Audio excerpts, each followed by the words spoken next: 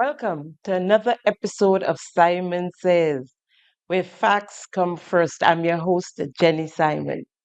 Grab your popcorn, your beverage or drink of choice, a little cup of coffee, a glass of red wine, maybe a cup of tea. Don't forget the Kool-Aid for the kids. Then call your mama and your papa, your grandmama and your grandpapa, your brothers, your sisters, your nieces and your nephews, your neighbors and your friends, your aunties and your nenens. Call everyone and let them know that Simon Says is on. We'll take a quick break and come right back. Thank you for tuning in to Simon Says.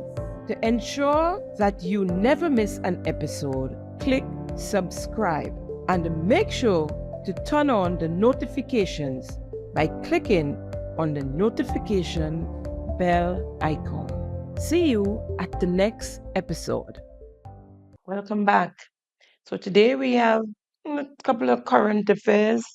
We have some updates, or lots of updates for you. So buckle up, buckle up. First current affair, Grenadian CBI, a citizen by investment, was not allowed to land in Trinidad and Tobago on Wednesday, the 15th April 2026. That's yesterday. Mahad Zafar Al-Bafari, right?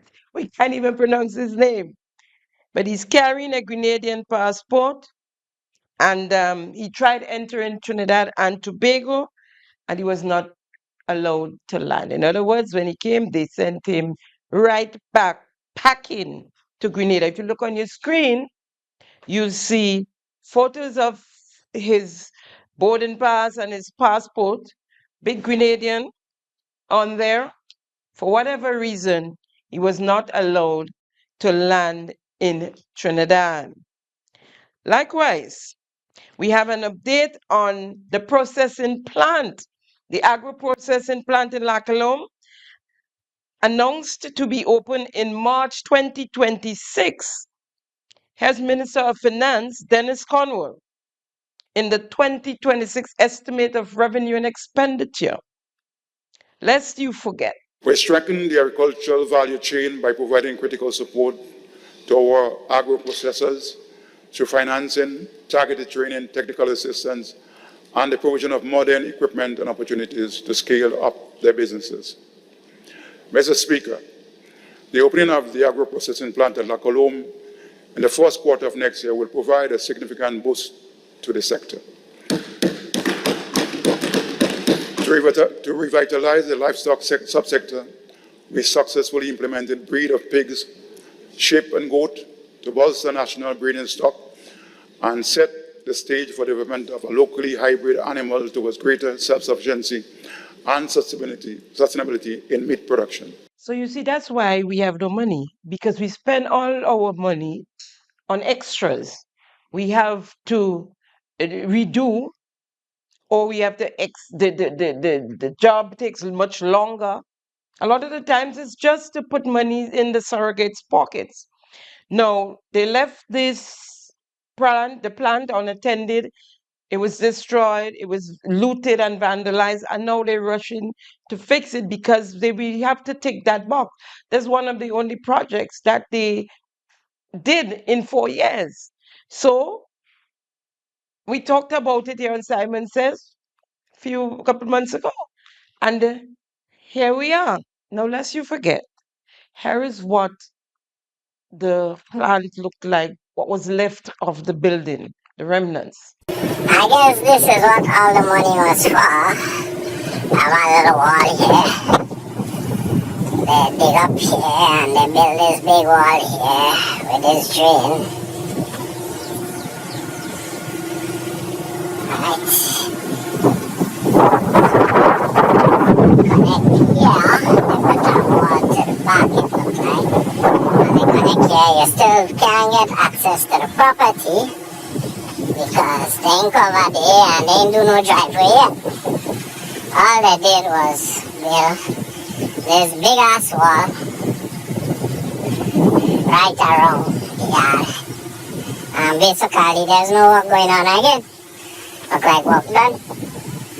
Right on the driveway, which is a driveway to no door.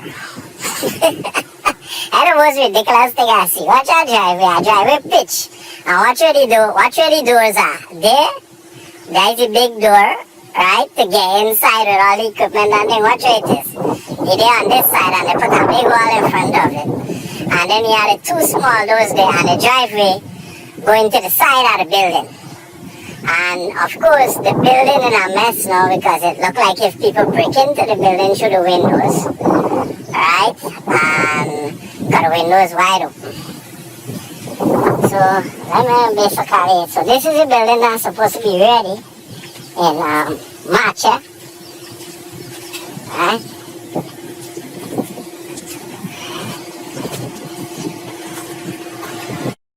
And the other thing, watch the front of the building. All the water from the roof dropping straight on the ground here. There are no preparation for drainage, nothing. So the water are going in the drain. Yeah, drain now. Quite on the side over there. But yeah, no means for the water to go in the drain. I never seen madness so in my life. But that's what I want. So,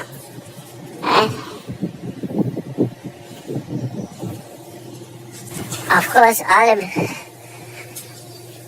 the building windows break up. You can just go straight inside. There's still no electricity, no plumbing, nothing in the building. This was a little area in the back here. See, everything mashed up. So there's a GBN news item where some work is being done actually on the building in the yard, and then they announce that they're moving inside. Now this is how monies are wasted. They left it to be vandalized and looted, and they left the grounds undone for months, maybe over 6 months, right?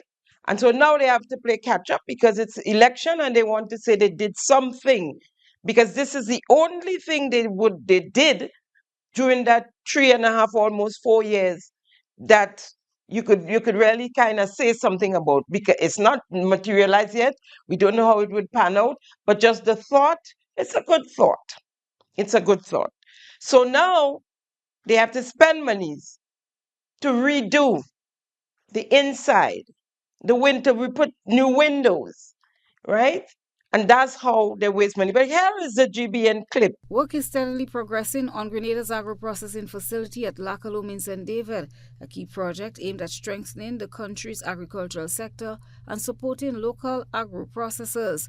The facility, acquired by the government of Grenada approximately 1 year ago, is expected to improve the quality of agro-processing services, expand opportunities for value-added production, and boost livelihoods within the industry.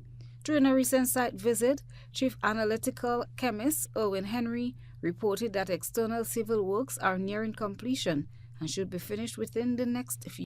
Work continues on the project. What you are seeing here is the completion of the external civil works, which is the parking area and entrance to the building or to the facility. This work is expected to be completed in the next 2 to 3 weeks, and from there we'll go on to the other phases, which will be the internal works in the building, and in addition the construction of the annex structure, which will house the offices and conference facility. He noted that the modern facility will provide critical services to agro-processors, particularly those who face challenges accessing proper equipment and infrastructure. The goal is to support the production of high-quality agro-processed goods for both local consumption and export markets. So this facility here, it's a rotational processing facility where persons can come in and use the facility on a temporary basis. So what we are doing here, we are catering for agro-processors or potential agro-processors who do not have the necessary capital to start agro-processing business. So this facility will be made available to them, and as I said, it's a shared facility. So persons will come in, they use the facility, they do what they have to do, they package a product according to international standards. World-class equipment will be installed at the facility, so the product will be of a high standard. Tamika Lett, representing VOM Construction Company, the firm contracted to carry out the external civil works, also provided an update on the project's progress. We are in the final stages of this project, where we was doing the external works, paving, driveway, retaining walls. So what you are seeing on the ground now is just the final aspect of it. So we are just putting in a little back wall. The guys are presently, my co-workers and them, they are currently doing the final edges of the retaining walls at the back. And on our far right, what you are seeing here now is just the last, just some final aspect where we're going to be putting in the drain to bring it down to the public main road. Currently, certain individuals are employed during this phase of the construction. The next stages will include refurbishment of the existing building and construction of an annex that will house office space, washroom facilities, and a conference room. The development of the agro-processing facility is part of the government's broader commitment to supporting local farmers and entrepreneurs, enhancing food security, and improving livelihoods across Grenada. Christina John, GBN News. So we did the piece on the agro-processing plant. Christina living in Lakalo. Christina didn't go and see what's going on. Christina didn't back us up. But now that they fixing and they're getting on the way, Christina is doing a report on that. But it's our pleasure. It's always our pleasure. But tell me why the chemist is out in the yard telling us about the yard. Just that part, I want some kind of explanation. I don't know from who, because we probably would never get it anyways. Moving along, the St. John's River update. So, just an update on the situation with the St. John's River. Here is an MTV clip on the latest situation. Simon says manages to get the local networks to follow up. It's a good thing. They're listening. Here's an MTV clip on the river situation. What was once a flowing waterway in the past days has turned into a graveyard for freshwater life. Residents say the sight of silver scales floating on the surface began days ago, and the cause remain a mystery. It is like very tough in truth, but to get the stuff from that side to put it over on that side to set it up, it was kind of tough for me. You understand? I go through a lot with it, but by the power of the Almighty, make I go through. Well, that I studying right through now, right through. It was. Because, by the way, they give me the work, but they never tell me what's going on between the river, if it's contaminated or what. I never get no information like that, so I'm not sure if it's there, but I just go ahead with the work because I need it. Understand? The cleanup effort, however, has only added to the confusion. Heavy machinery was brought in to begin dredging the area, but the tractors reportedly ground to a halt shortly after starting. Sources say the operation was suspended due to the sheer volume of lily in the water. But while the machine stopped, the manual labor continued. These two young men were hired to enter the river and remove the debris by hand. Despite the obvious risk of contamination or waterborne disease, they were seen walking with no gloves, no boots, and no respirators. Residents say this is a clear violation of basic occupational safety standards. If the water is toxic enough to kill fish in mass, the risk to human life and respiratory system is extreme. Reports are that the water samples have been taken for testing. In the meantime, the residents of River Road are demanding to know why these young men are working without protective gear, and more importantly, what exactly is killing the life in the river. The young men began working around 1 p.m. on Good Friday, and after 9 in the evening, they were still on the job. One of the hired young men says he took the job because he wants to add value not only to his life but also to his family. This morning, well, I start around, let's say, well, not really this morning, but it's around after 1. I really start work. Until all now, we're going to work still. The kind of work we're doing is to get rid of this water lily and out of the river uh, to get the river clear. Well, the equipment I'm using is my hand. Yeah. That's the only thing I'm using. Yeah. For MTV News, Rachel Bain. Thank you, MTV. You heard him, my friends. He's there. He's working without protective gears. You know that the river is contaminated, but he said, and I don't know if you guys heard him earlier, and he said he's doing it because he needs. He's in need. He needs the money. So he's doing it, right? Peer exploitation of our people, right? And what the excavator couldn't do, they have to do it with their hands, right? Fish dying, and they're down in there because they need.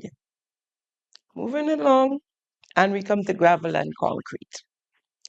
Prime Minister Deacon Mitchell, in his capacity of Minister for Infrastructure, under which gravel and concrete falls, as line minister, visited Gravel and Concrete Emulsion Corporation and met with the staff and board of directors on Tuesday, the 14th April 2026, for the first time since assuming office in June of 2022.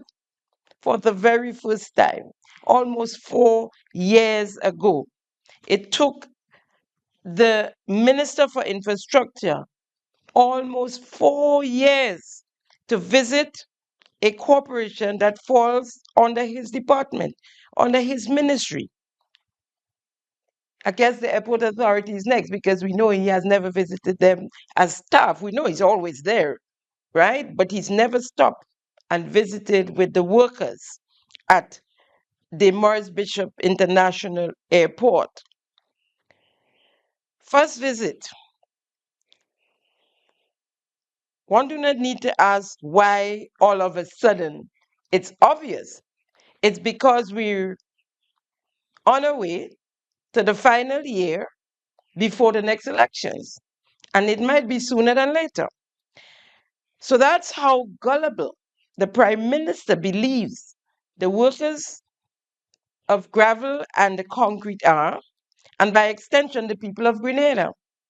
Because all of a sudden, what didn't happen or get done in 4 years, almost 4 years, there is a scramble to get them done in 6 months. Roads, bridges, stalled projects, failed projects, Project Polaris, Petit Martinique, Beryl Response. All of a sudden, it is a rush to get everything done in 6 months. You heard the amount of projects I called out that the Prime Minister listed in his first post-cabinet briefing after 3 years. And all of which have to get done by the second quarter, right? Nothing started, as they said, in the first 2 months, first 3 months, actually, the first quarter of the year. Hardly anything started. So now it's a rush, right? If you look on your screen, you see photos of the meeting, the Prime Minister and the board of directors meeting with the staff. It seems like the Prime Minister intends to allow what happened at the National Lottery Authority, the NLA, to happen at Gravel and Concrete as well. Turn a blind eye to the corruption, to the fraud. Turn a blind eye. Let everything happen. Let them take as much as they want, do as much as they want, sweep it under the carpet to protect his party hawks, and his friends, and members of the board of directors, and others who are on staff at Gravel and Concrete. But this is what he said throughout this interview, where he said basically he's not going to be hoodwinked into firing his people, even though there's evidence of it. He's just turning a blind eye. Would things like that worry you in terms of the optics politically? I mean, No, I think you we are transparent. there are a bunch of people now with too much time on their hands trying to get their job back because of corruption issues. We are as transparent a government, I think, as Grenada has seen in my lifetime, for sure. And I think if any issues arises and there's credible evidence of stuff, as a Prime Minister, I'm prepared to deal with it. But what I will not... Did you look into the lotto matter, though? Yes, I looked at... Because I looked into it, and there seemed to have been a bit of credibility to some of the issues. I looked into the issue, and I just said to you, which is why I talked about how you handle conflicts in terms of what the legislation says and what has to happen, right? So I'm saying when people just simply make spurious allegations and come up with all kinds of fanciful stuff, you have to be careful that you don't allow people to draw you in and to make decisions as if you are Jesus Christ and he who is the third sin cast the first stone. I'm saying the very nature of our laws recognize that you have situations where someone who serves on a board may have their firm or their business and so on bidding for work that a particular entity is offering. And there's a process and procedure that has to be followed. So I'm saying if someone makes, and you're saying, do I look into the lotto thing simply because I'm hearing media allegations? If someone makes a credible accusation, we will obviously investigate it and then we make necessary decisions that has to be made. But too often, and I think the National Democratic Congress government in the past was allowed itself to be hoodwinked into trying to go after its own and into trying to punish its own and to hold itself at that standard that's almost impossible.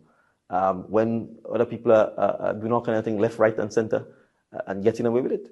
So I'm saying we are living in a society where nobody's perfect. And we have to be careful that we don't try and hold people in public office to a perfect standard and then try to hold them at that. Like, if you are Jesus Christ, he said, so it's okay to do the wrong things. And there were credible evidence. Former Minister Jonathan Lecret brought to you and your cabinet credible evidence. The workers have been calling out for you to come to their establishment, right? What is disturbing is that members of the staff, and I'm speaking about Gravel and Concrete here now, are speaking about it out there in public. And the accused seem to be enjoying the best time of her life. Look at her there, posing. She said she's a Black Syrian. Huh? She's campaigning to fill the position of chairperson for the NDC youth arm. Chairperson to lead the NDC youth arm with that hanging over her head without no investigation done, because don't tell me what y'all did, there was an investigation. What are we telling our youths? That it's okay to be involved in widespread corruption with the NDC? It's okay, because look at me. Is that what we're telling our youths? Yeah, she's campaigning. NDC youths? Aye, aye. NDC youths? Aye, aye. NDC big man. So I'm not scared to speak about myself. What I'm here to speak about is why should you vote for Michelle Alexander. We live in a Grenadian society that is mainly young people, and we could see the struggle, because the struggle that the youth face is evident here tonight. In terms of the turnout, it shows that young people are not passionate about politics. Young people are not passionate about the issues that affect them. And the issues are really affecting us. as young people. And what we need, we don't need promises. So that to stand here tonight and give you a whole lot of promises of things that I would do, things that I won't do. But I'm just here tonight to tell you that I have a track record that really speaks for itself. Yes, indeed. You do have a track record that speaks for itself. Folks, there was a letter written to management with a payment plan. Now, if there was no incident, or let's call it wrongdoings involving monies, what is the payment plan about? What? What is it about? You paying back monies to the company just so? For no apparent reason? There are members of staff who were victimized after the incident was out there in the public, first brought to the newspaper. One member of staff was victimized and accused of leaking the information to the newspaper and was transferred to telescope in the dust where nothing is happening. Was transferred, locked out of the system. Nothing happened. So why are you victimizing workers? The one and only director of the board who stood up against the wrongdoings and the covering up of the embezzlements, the one board member, his wife, who works at the Gravel and Concrete Corporation, Emulsion Corporation, his wife was also being victimized.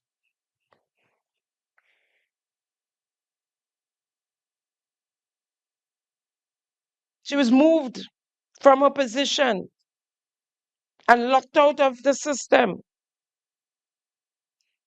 So why are we victimizing people for no reason? Nothing happened.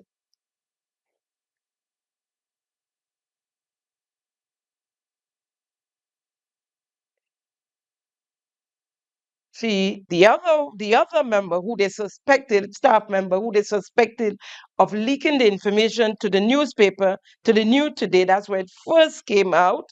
That's where I saw it and did my own investigation. She was moved to Telescope Quarry, where there's nothing happening. She has nothing to do. Information reaching me is that that individual related her issues to the Prime Minister on Tuesday, the 14th April 2026, at the meeting when he visited. At that meeting, Prime Minister, I understand you saw some of the holes in the HR department, and you did make a pronouncement that you are aware of what is taking place in HR. Information reaching me also that the chairman of the board had no idea what was going on. His Excellency Sylvester Quallis had no clue of the running of the corporation, the runnings of the corporation, couldn't answer questions, was all over the place.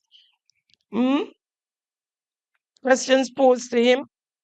I understand it was a total embarrassment for the staff. By the way, the question is, who paid for Counsel General Sylvester Quallis to come home for a meeting from Ottawa, Canada? Who's paying for that? Why is he still the chairman of the board? Did we, the people, pay for that trip? Why is it necessary to keep Sylvester Quallis as chairman of the board? Especially since the job is above his pay grade. Folks, lest we forget, the financial officer at the corporation and whom fingers are also being pointed at for alleged corruption as well within the corporation, allegedly financial improprieties, was the one who signed the letter, who apparently did the investigation and signed the letter.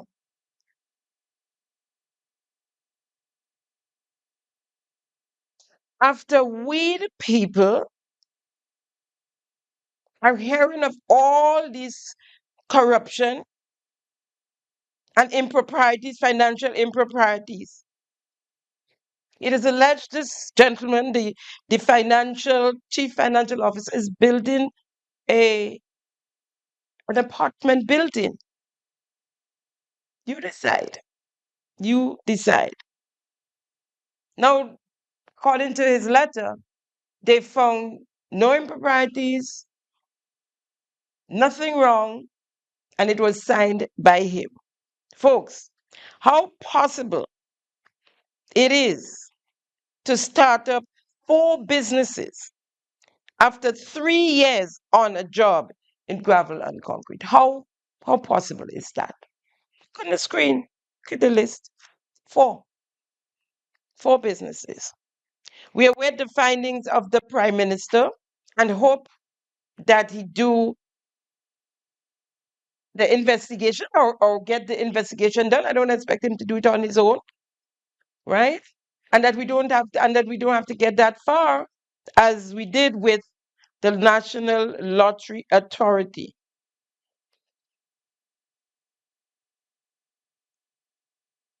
Now let me take your attention to a flyer that's captioned "A Debt Clock." That should be on your screen right now.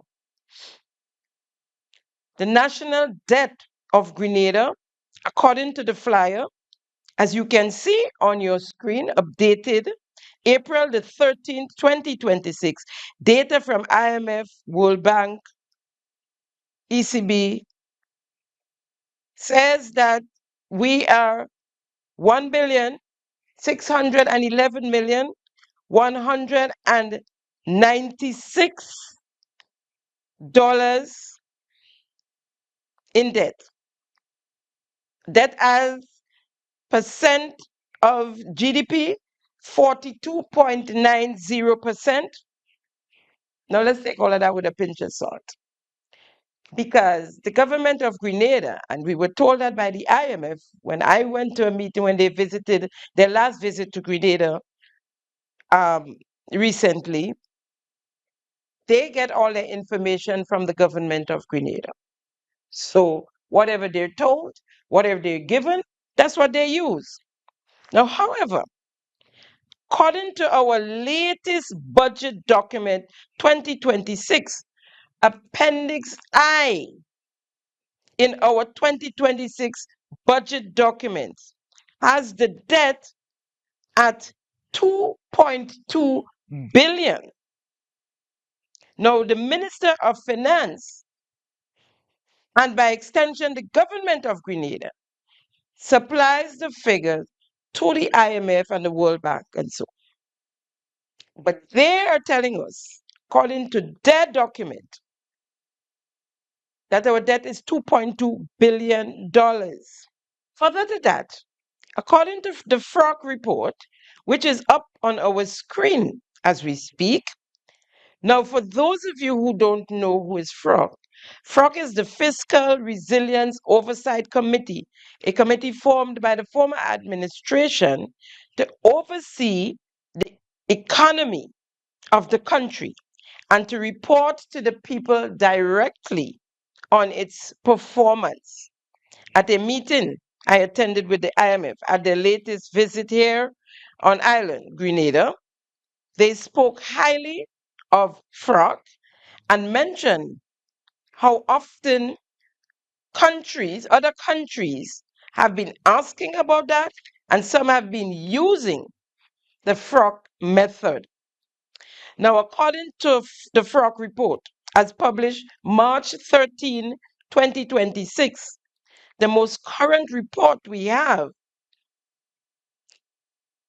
It's 67.3%, the GDP.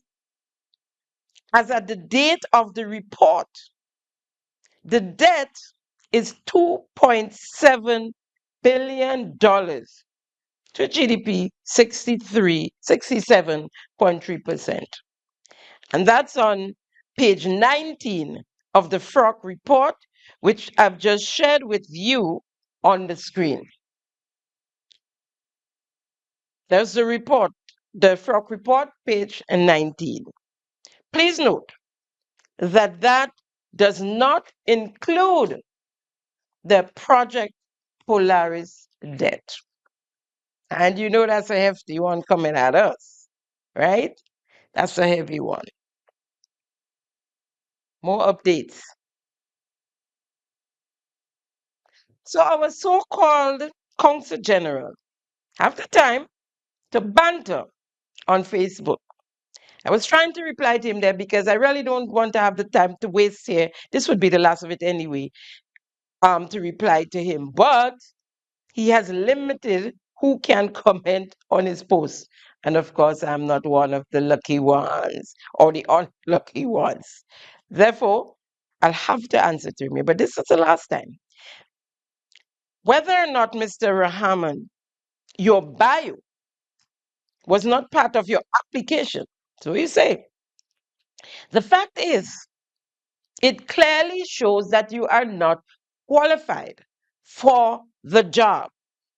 Secondly, you said the rest of my rant is riddled with misinformation, but you fail to mention the misinformation. Those letters that I read are official letters from the Ministry of Foreign Affairs, Trade and Export Department, carrying the official coat of arms shield, signed by Ms. Roxy McLeish Hutchison, Permanent Secretary. And so I had extra letters. I didn't think everybody need to know everything, but I'm going to read them to the people and let them see and hear what they're paying for, right? And we have here Mr. Arvida Singh, Jeremiah Lake Towers, Dubai, United Arab Emirates. And this letter is dated May the 19th, 2023, and it comes from the Ministry of Foreign Affairs, Trade, Export, and Development. Proper thing, right? Dear Mr. Singh, repayment for rental of property, Counsel General of Grenada. This letter is to confirm that the Ministry of Foreign Affairs, Trade and Export Department, acting on behalf of the government of Grenada, accepts responsibility for payment in full of the cost associated with the rental of property detailed below for the residents of Counsel General of Grenada to Dubai and United Arab Emirates. Property details. Apartment number 4402-4, BHK, Penthouse, Lakeshore, JLT, Dubai.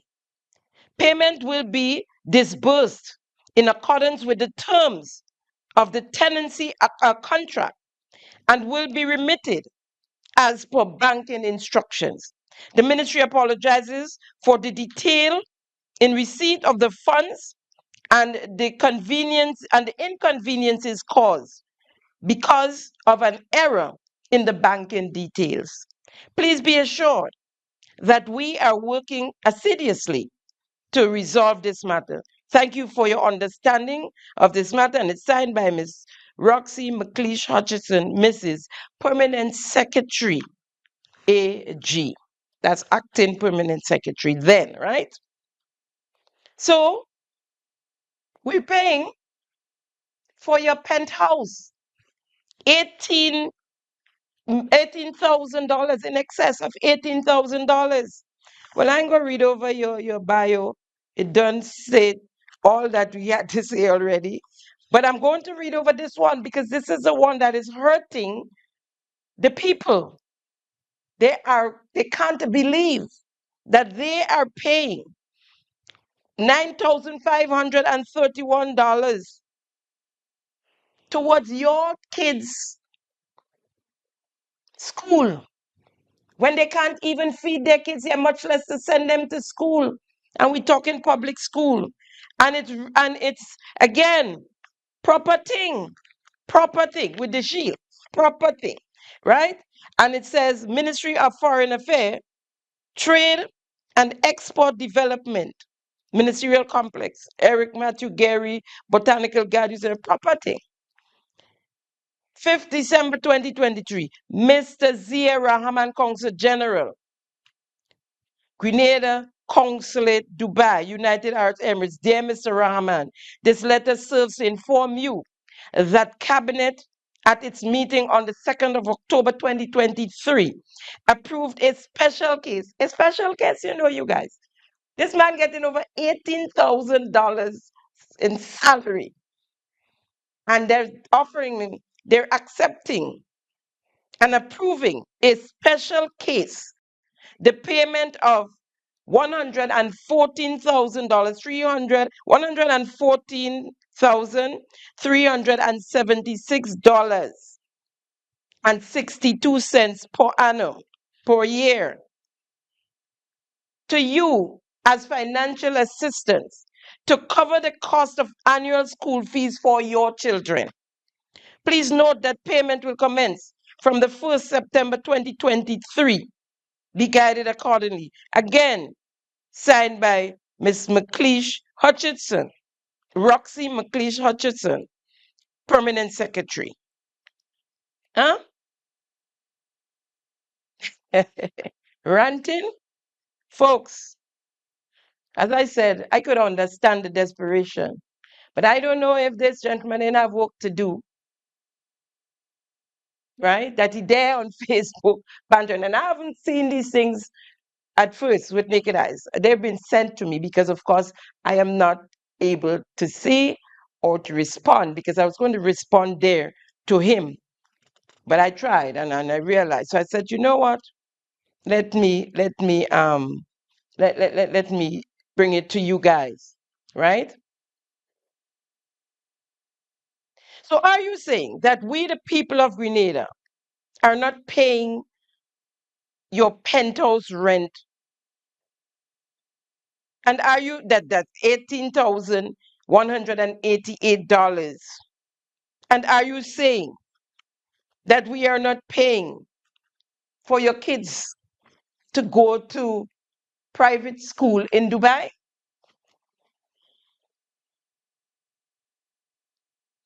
Am I still ranting? Aren't you making in excess of $45,000 per month as your package? And more than $500,000 annually? Aren't you making that? More than $500,000 annually. Isn't 65% of the Dubai estimate goes to you and quarter of the national budget? Are you denying that, Mr. Rahman?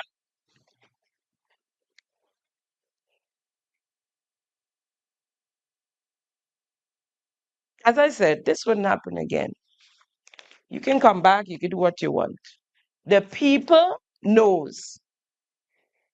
I've told them several times. I know you're not one of my favorite person to speak on. You way down the list. You way down the list.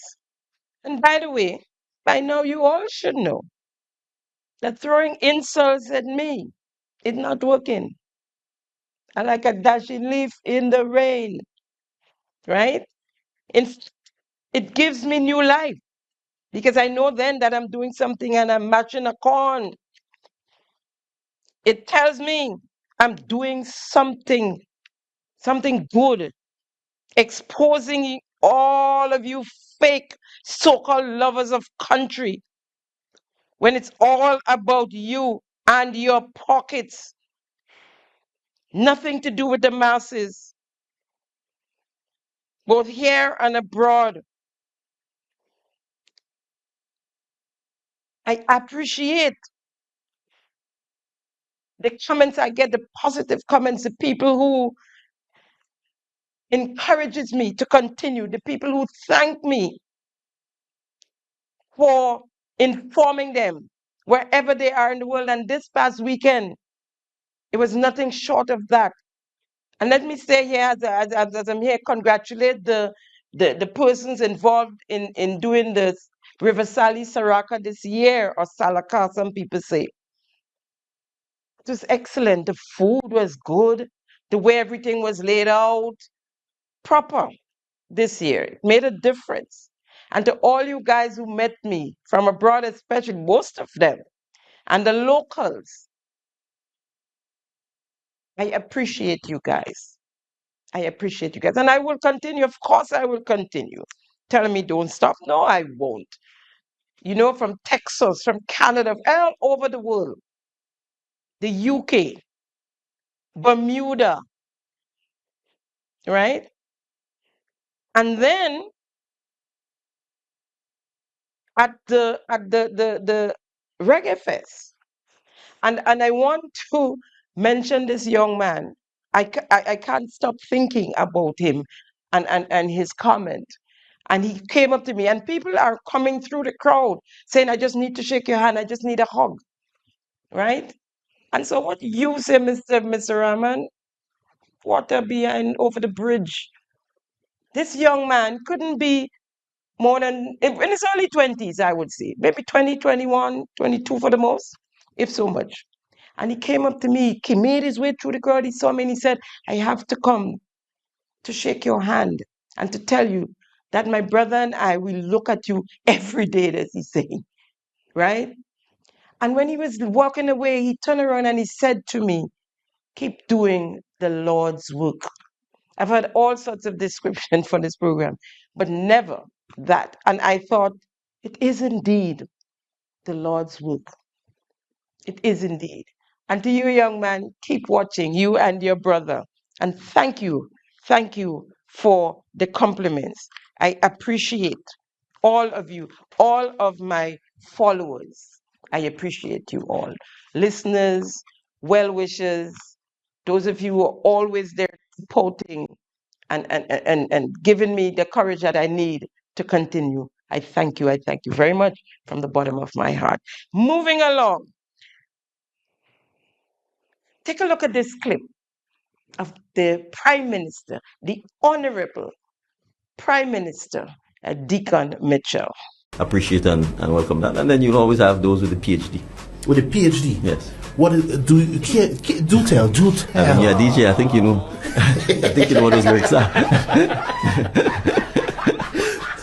But it's nice. It's like, I mean, I seen clips of you DJing too, so you can tell us. You can tell us. Well, you know, some of them pursue a player hating degree.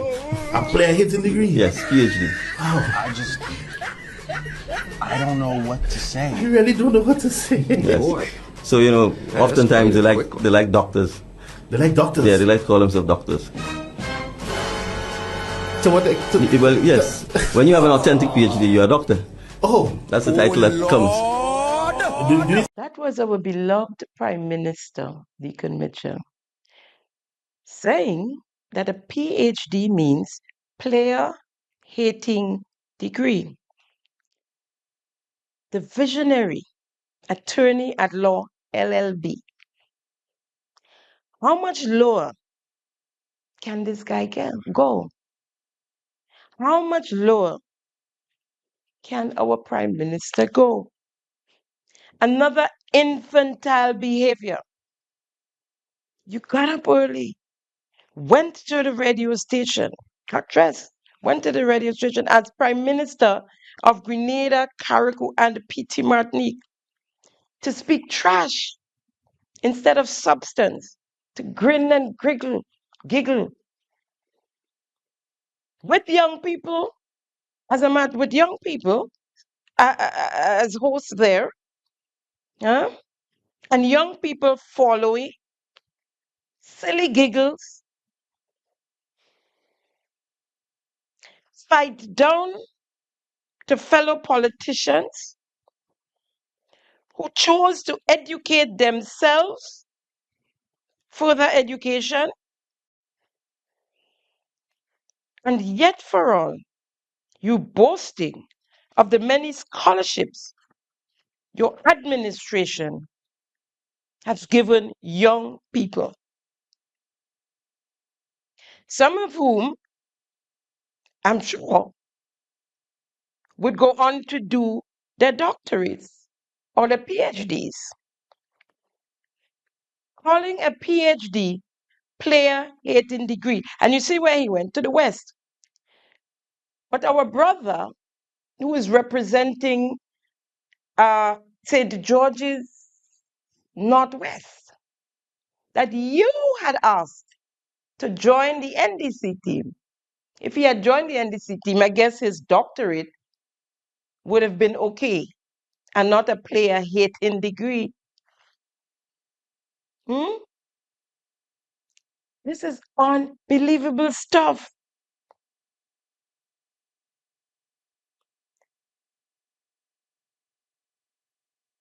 Announcing that you won't ever pursue a doctorate. Why? You said, and I'm quoting here, people, because you know more about less.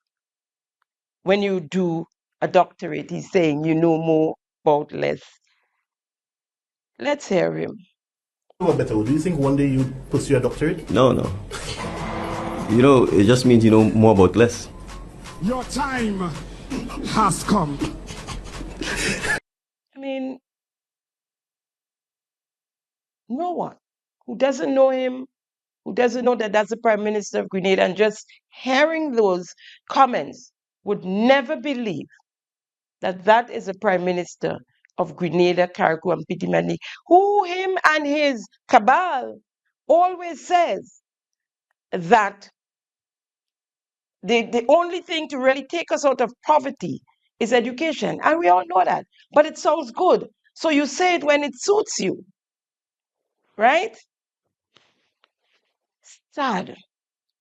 Are you telling the young people not to pursue a doctorate because they'll know more about less? Whatever that means anyway.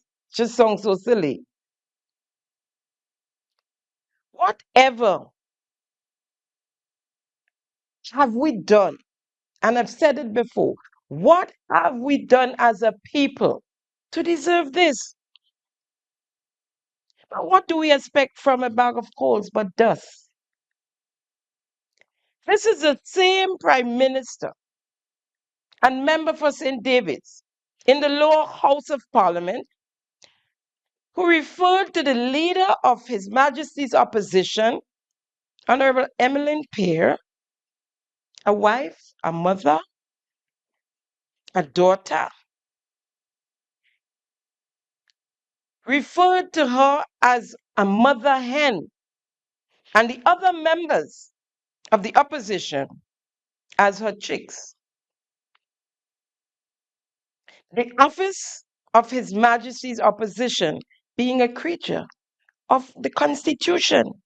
Here is the member for St. David's and Prime Minister of Grenada referring to a woman. Let's forget a lady. Let's forget she is the leader of His Majesty's opposition in the lower house. Referring to her as a mother hen. So I'm saying, Mr. Speaker, we can't have a situation where a mere difference of views over a procedural matter leads to this kind of storming out, you know, with a mother hen and the three chicken hens swallowing in a row.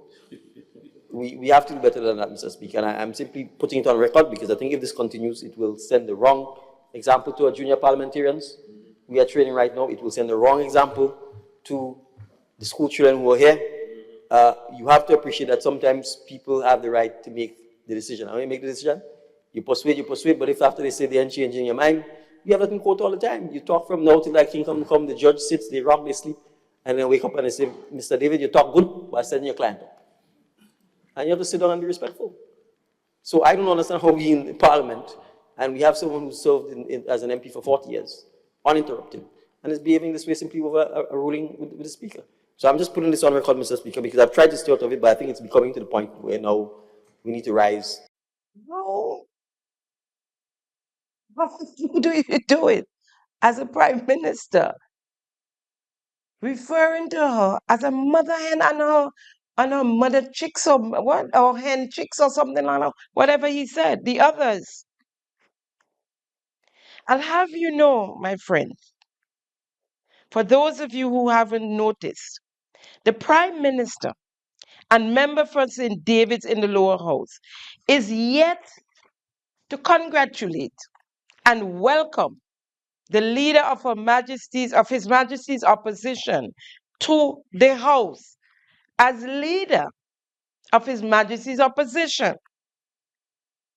And she being the first such in the lower house, the first female opposition leader in the lower house. It was distasteful and chauvinistic. He even went as far as offering the backbencher, Peter David, the seat of the opposition leader, as if he has the authority to do so. It is not in his place.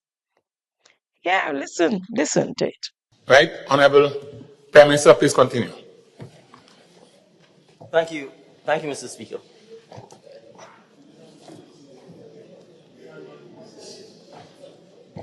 Mr. Speaker, I think we should allow the colleagues to depart.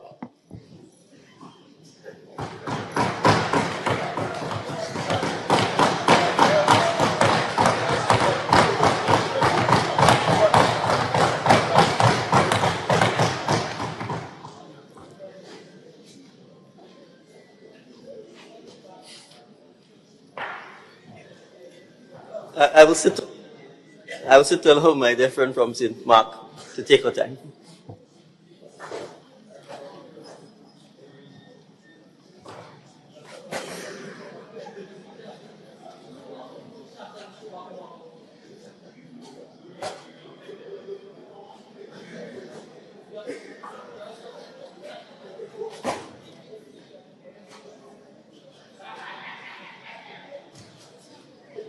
I'd like to invite the honourable member for the Tongue of St. George to take over the position of opposition leader, since there's no one else in the House that I can do so. No, you can't do so. But maybe you don't even know you can't do so. Because you don't have a clue about governance or anything that associates with governance. You don't. And as you yourself say, you should have read up more. You didn't read enough. You did not read up enough. And the toddlers, and mind you, that has nothing to do with age. The kids on the other side, it has nothing to do with age. It has to do with mannerism and behavior. As they knock the desk, they pound the desk. What do we expect from them when they haul across the Parliament, sit down and shut up, grumble and make noise and disturb while the opposition members are speaking? What do we expect when their leader is behaving like this? But what got us here, we go back to the radio program. And on that radio program, he then went on to speak derogatory, or I think that was even before. He spoke derogatory about our local contractors. And he said, he made it clear that he makes no apology for saying so. Thanks to the government of Grenada, NAWASA and the other stakeholders for the major pipeline project. But just like many Grenadians, I want to ask, what's the timeline for completion on that? Right, I can't give a specific response for completion. I think NAWASA would be in a better position to give a specific timeline on it. But there are two projects that are running. One is the G-Cruise project, and one is the UK SIF project. And they include, G-Cruise is mostly water, including storage tank, right, and pipes. The UK SIF also includes sewage as well. So part of it is not just relaying the pipes for water, but it's also ensuring that we can address some of the sewage lines as well. I think as I said, the specific data I can't give you off the top of my head, but I'd anticipate that by next year for sure, most of these projects are likely to have come to an end. Yeah. Okay. And well, the biggest question to which we started, but we strayed from it. Could we expect the completion of road repairs to this, especially to the south of the island, and from there to Tong and the relevant areas before Spice Mass? Yes, we can. Exactly. I mean, so I think this is reflective of some of the issues we need to confront in Grenada. In construction, there are legitimate reasons for delays sometimes. A lot of it relates to procurement issues because we have to import a lot of what we do for construction purposes into Grenada. So we'll always have some delays for things like procurement issues. We'll always have some delays for issues like rain.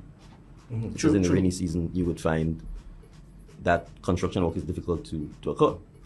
But in many instances, the delays have to do with poor planning, poor project management, and unwillingness to put into the project the resources that are required to make the project successful and be completed on time.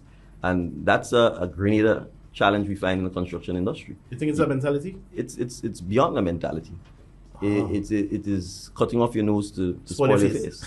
Right? You go with old people? And I'm saying this openly because if our construction industry don't take a look at itself and improve, they're going to face significant challenges. I've been on the record as saying, in the case of the government, we have not until this year contracted any non-Grenadian firms to do roadworks in Grenada. Okay. But we are clear that continuing to do so will simply continue to, frankly, spite the Grenadian people, continue to have poor road conditions, continue to have extended delays in road projects, and in many instances, absolutely substandard work. Wow. And I don't have to put my mouth in basket to say so. If you drive from Grenville up the East Coast, when Nawasa would have had pipeline, and you see the repair work that was done, and you see the quality of the repair work, any school child could tell you it is substandard. No. And I heard this with my own mouth. If you call out contractors and subcontractors who are doing that, if you tell them in private, this ain't good enough, and then it still continues, what are you supposed to do? That's just one example. Right? I didn't just want to pick the Cliff Road project at all. You talked about Grandlands and how long it's taken to repair the roads. That's another example. So there's always some story. We have money, we didn't get paid, we can't find this, we can't find that. There's always some story. Because for me, I would ask myself, I would sit amongst my peers and we'd ask questions like, but the thing is, what happens? We don't really pay attention to the contractors, we pay attention to the government. Yes. So how do you deal with that? No, and that's, you see, I think coming to office, we quickly realized there's a culture of not taking the government seriously, not taking the country seriously. For real? No respect for the Ministry of Infrastructure.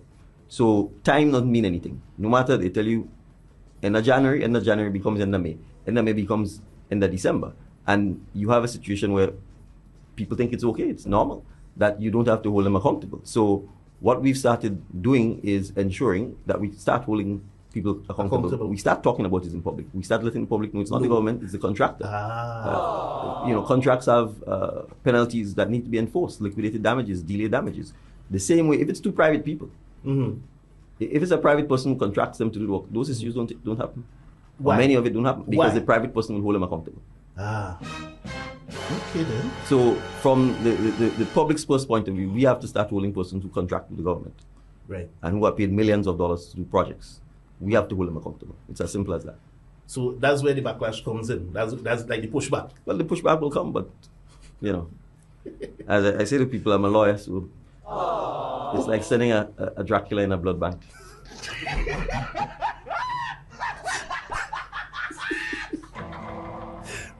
Now, to everybody locking it down, you can actually check us out.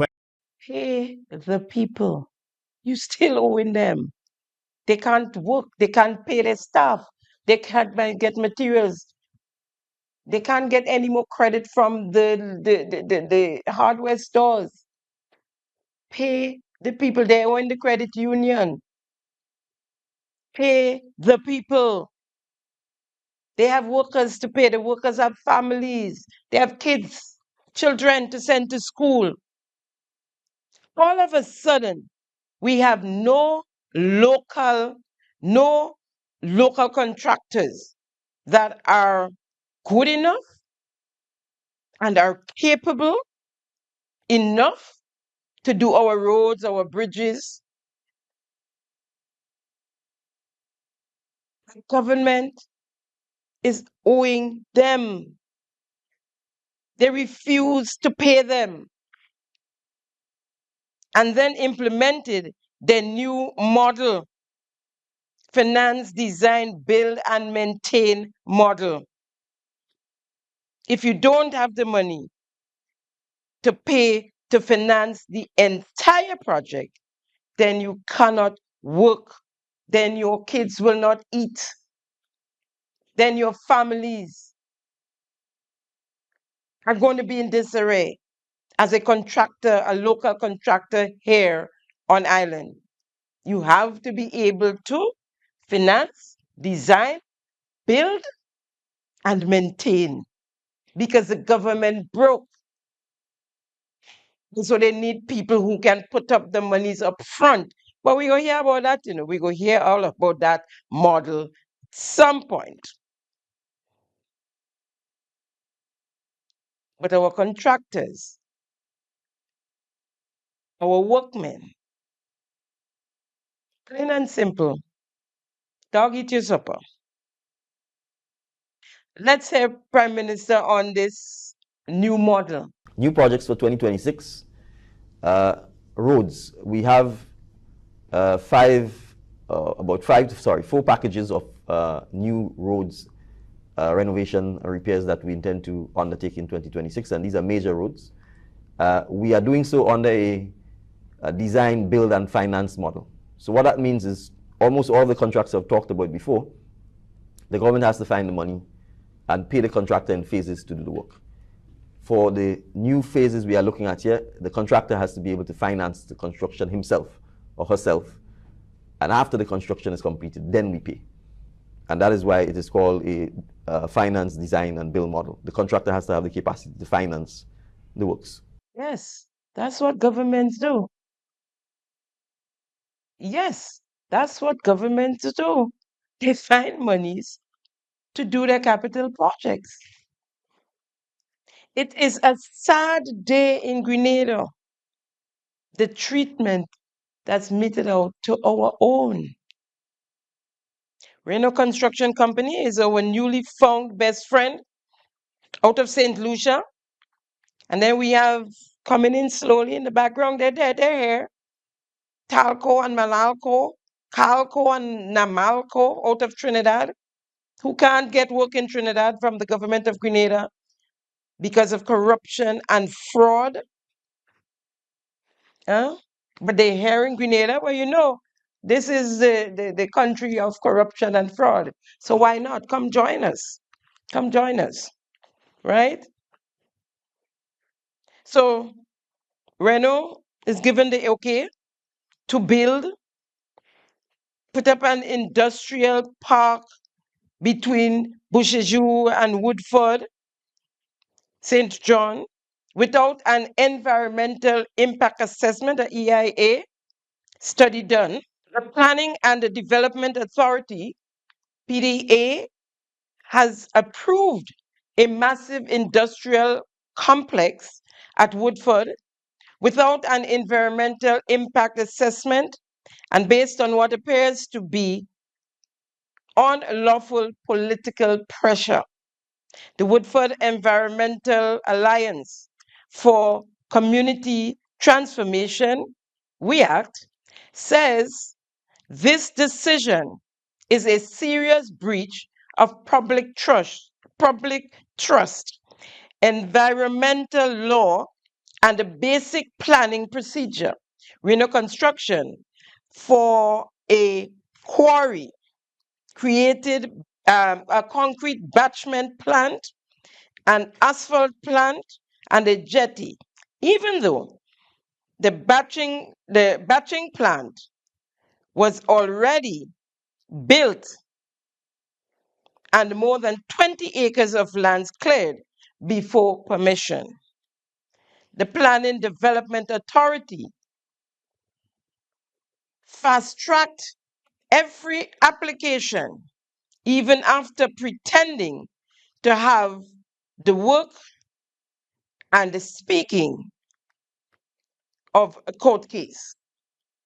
And I saw it. It was on the Beyond the Headlines, more than a year now, I believe. And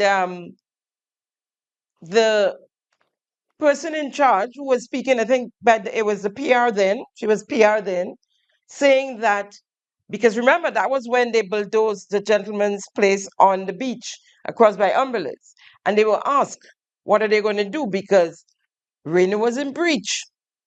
She said that, I guess because it was a building and they had them at stories already, that they would take them to court and they would have to pay. Nothing so. Nothing so. But what did we hear? We heard that the Prime Minister gave them the permission, but we'll come to that. We have notes that the Planning Development Authority used an interior environmental statement, a short screening tool, instead of the full EIA required for a project of this magnitude. Scoping even begun before the developer applied, suggesting the process was shaped to deliver approval. Not impartial review. The project was also fragmented into small applications, a practice condemned by courts across the Commonwealth because it hides the true impact of a major development.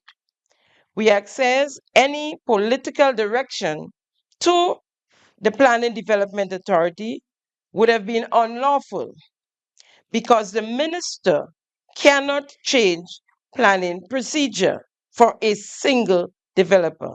Yes, he did. He did. Unless new regulations are brought to Parliament and gazetted, the group also warns that the Planning Development Authority ignored the consultants' own recommendations to move the plant away from homes for safety reasons, and that the community was never consulted. WEAC also is calling for transparency and accountability and immediate correction of what it describes as a broken and improper approval process. And that it is, my friends, that it is. That was a release from the Woodford Environmental Alliance for Community Transformation, WEAC. Now, Prime Minister Deacon Mitchell and Minister for Infrastructure, when questioned on the whole Woodford matter, this is what he had to say. Good morning. I'm with GBN. My name is Deidre Seeley. On the subject of the asphalt, in recent weeks, there have been some publications regarding the lack of an environmental impact assessment with regard to Reno's asphalt plant.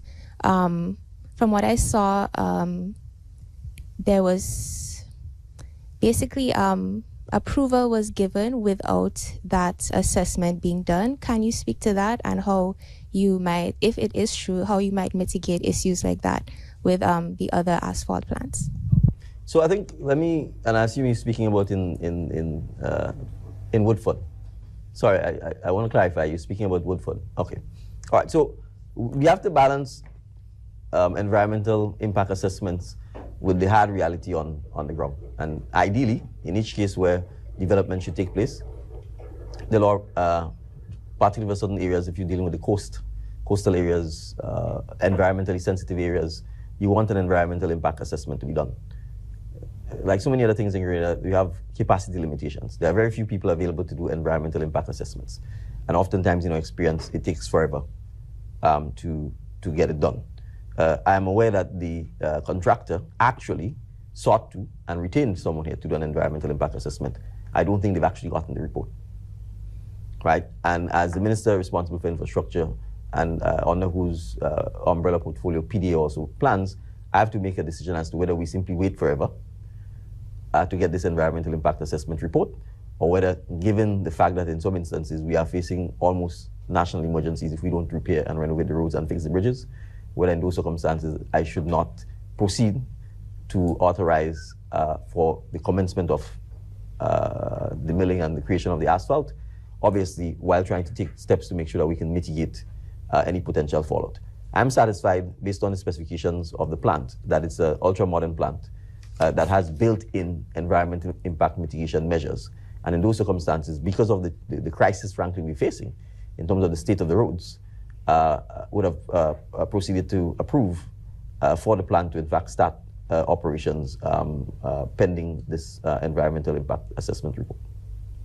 When we was fighting up with the dust on the bad road in Granans, Prime Minister came and he told us that it had nothing to do with his ministry and that it was Nawasa, and he can't tell them what to do. Nawasa falls under his department in the Ministry of Infrastructure, right? He's the minister and he's the prime minister. So even if he wasn't the minister, as prime minister, he could talk to Nawasa, right? He said he couldn't. But today he have a decision to make, and he couldn't sit there and wait till, right? Because it's his buddies. He had to use the helicopter every now and again. So he could, he could fight for them. And he could allow them to break the law that you and I can't do, right? All sorts of frivolous excuses. The one that got me is insinuating that the plant has a built-in environmental impact mitigation measure. All of a sudden, we have very few persons that do EIAs, and that Mr. Renault hired someone and he never got the results. Extempo in your tail, right? Which one of you media people going and talk to Mr. Renault to find out if that is true, right? Conveniently so. Mr. Renault hired one and he didn't get it, he didn't get the results. And so the government of Grenada don't have the patience to abide by their own laws. But they have planning, knocking down and bulldozing the ordinary man's way of living with no remorse. And I'm not saying that it's okay, but I'm just saying that what's good for the goose should be good for the gander, right? I had someone call me, lady on Calviny Road, and she said she got notice. And when I said, where does the lady places? It's in her yard. What she put up is in her yard. If she needed planning, the authority to give her the okay, and she didn't, I don't know about that. But where it is far from the main road. It is in her yard, right? She spent her little money. She's trying to do a little extra thing to survive. Spent thousands of dollars. It's not quite ready. She's getting it ready. There are shops that are built. They're practically in the road throughout Grenada. Things, right? And the reason they gave her was that they want to keep the road clear for Project Polaris in that area. So they want to know the lady is in her yard, my friends. And next to her, opposite from her, adjacent to her, are other what you want to call them, shops, caravans, vegetable things that are in the street, literally. After them is the street right there in Boundary. And they got no notice. Well, what is this? You can feel the fear and feel the hurt in her voice when she speaks. It makes you wonder sometimes, what happened? How it happened before June 2022? How was the Eastern Main Road project done? Remember that many years ago. What we have here is now starting to fall apart from many years ago. I don't even remember. I remember when the Eastern Main Road project was being done. And then there was also the Western Main Road project. I remember seeing in the news people had to pass up in the bushes when to go to the other side to get a bus, and the work was done. And it was done properly. So who was doing this? Where did we get the asphalt and the bitumen and whatever else? The aggregates, where? How all of a sudden we have no local contractors that are capable, financially and otherwise, to build roads? How all of a sudden we do not have construction workers? How all of a sudden we do not have the capacity to do EIAs? But this is not new. The Build Back Better program was done without the Planning Development Authority approving all but one Build Back house, and that was the model house. So because the model house was approved, they went ahead, and the disasters that are outside there, planning could never approve such. Listen to members of their party and the parliament as they explain why they couldn't wait for planning to approve each and every house. Well, any one of y'all can actually take it. No, actually, I'm going to ask Minister Williams. With all the houses that have been built, the Physical Planning Authority, yes, I think that is the correct name, that law recommends, and mandates, whichever one we want to use, that every structure that is to be built or erected in Grenada be approved by the Physical Planning Authority. Can you confirm this morning that houses under the Build Back Better as well as Project 500 has been approved? Each one that has been done so far has been approved by the Physical Planning Authority. Right. So Project 500, yes, we got the approval from planning. As a matter of fact, the person that is leading that project is a gentleman by the name of Randy Dolan, and all due care and so was taken into consideration.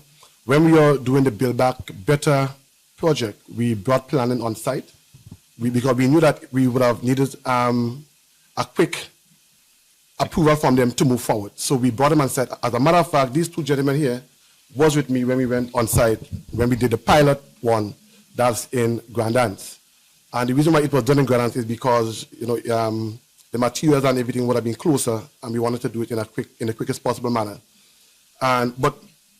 So yes, planning has been involved. And let me just add to this also. You didn't ask the question, but I want to add this to it. Even we have a special housing project that we also do. So not only the Build Back or the Project 500, but the normal housing project. And those have automatic approval from planning. And in those, in the reconstruction, we have put things like hurricane straps, and so that will minimize the effects of hurricane in time to come. So planning, yes, is involved, and we are doing our best to ensure that we build back with a difference, and we build back stronger so that and more resilient, so that in the effect of another hurricane, if another hurricane were to pass, we will be more prepared than before.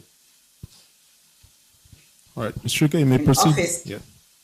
When I go down to the physical planning office and look through the registry, which is public information, I am going to see the number and all the other information for each and every one of these Build Back Better homes that has been erected both in Carriacou and Grenada.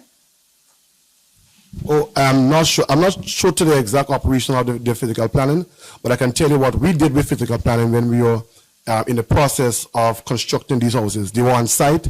We had the plan. We showed them exactly what we were doing. How we because let me explain something to you, right, Linda? Normally, the houses that got damaged during burial were actually boat houses. Now you're having a house with a concrete frame and a parapet roof that will minimize the effects of the hurricane. The parapet roof, it means that 75% of the roof will be built in a way that it will be resistant from the hurricane. Before, you had just purely board in those houses. Now you have wall frame and you have beams connected and so. So you're talking about a much stronger structure than what was built before. And the fact that we are doing this is because we want to build back in a way that is more resilient for the people. But let me just use this opportunity to talk about this, because building back is not just a structure. Right? In building back, we are helping our people, number one, to gain employment. We are helping our contractors to be meaningfully employed and employ other people also. We are also, in Grenada, we break up the processes. So like the person who is painting, the person who is building is not the person who is painting and is doing the electrical and the plumbing. And in doing so, we are providing employment for 4 different contractors on one house. In addition to that, we are helping our people to open accounts in financial institutions so that they can pass their contract through. When we do this, we are also helping them to build their business and not see it as just another punk or another work, but to see it as something bigger. That is what men like Latouche and so in creative design started, and now they have a big company where they can build for international bodies like the SGU and so. So build back is not just about building the building, but it's about building our people in this aftermath of burial. Thank you. Sister Shrika, I just want to add as well. Now, this issue have come up time and again.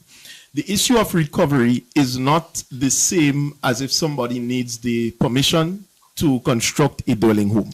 So I just want to make this point.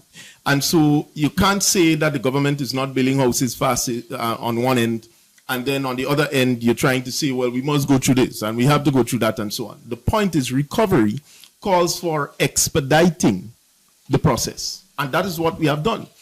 In particular, when planning was involved with the pilot project, they gave their comments, because essentially it's the basic method that was used to be able to have the approval, right? And so they have to come on site, do the visit, look at deficiencies, make recommendations, which they did. So it is not a case where the government is separate from planning. It's one government. The planning authority will have its stipulations as in ordinary circumstances, but in the case of rebuilding or recovery post-hurricane burial, this has to be expedited, and so the homes have to be built as fast as possible. And what we did was to get the approval in sense from the pilot and then proceeded. But that's more for government to deal with. We are here. So all the beat around the bush, Ron ended up saying they got the approval from the pilot and then they move on. All this utter rubbish about hurricane straps. So if you have hurricane strap, there's no need for physical planning. Yeah? And opening accounts, and that is beside, we don't care how much accounts you open. Did you follow the rule of law?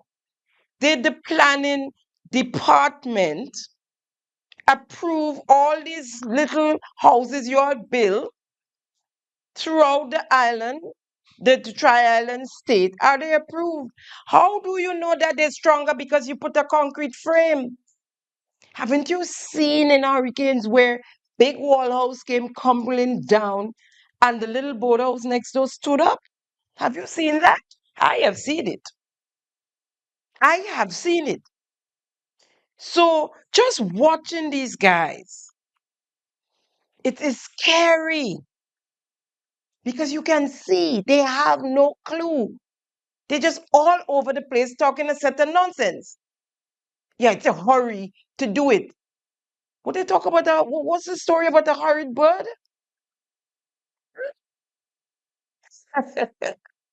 Utter rubbish. The reason why the model house was built in Grenadian was because the materials was closer. What happened?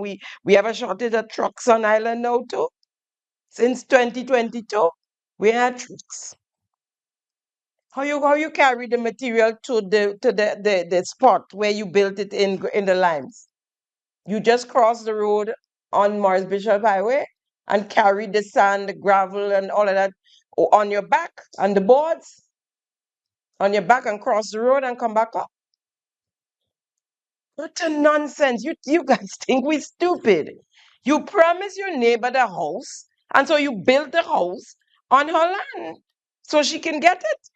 That's why you build a house in Grandance instead of St. Patrick, where everybody assumed this house was being built. That's where the damages was.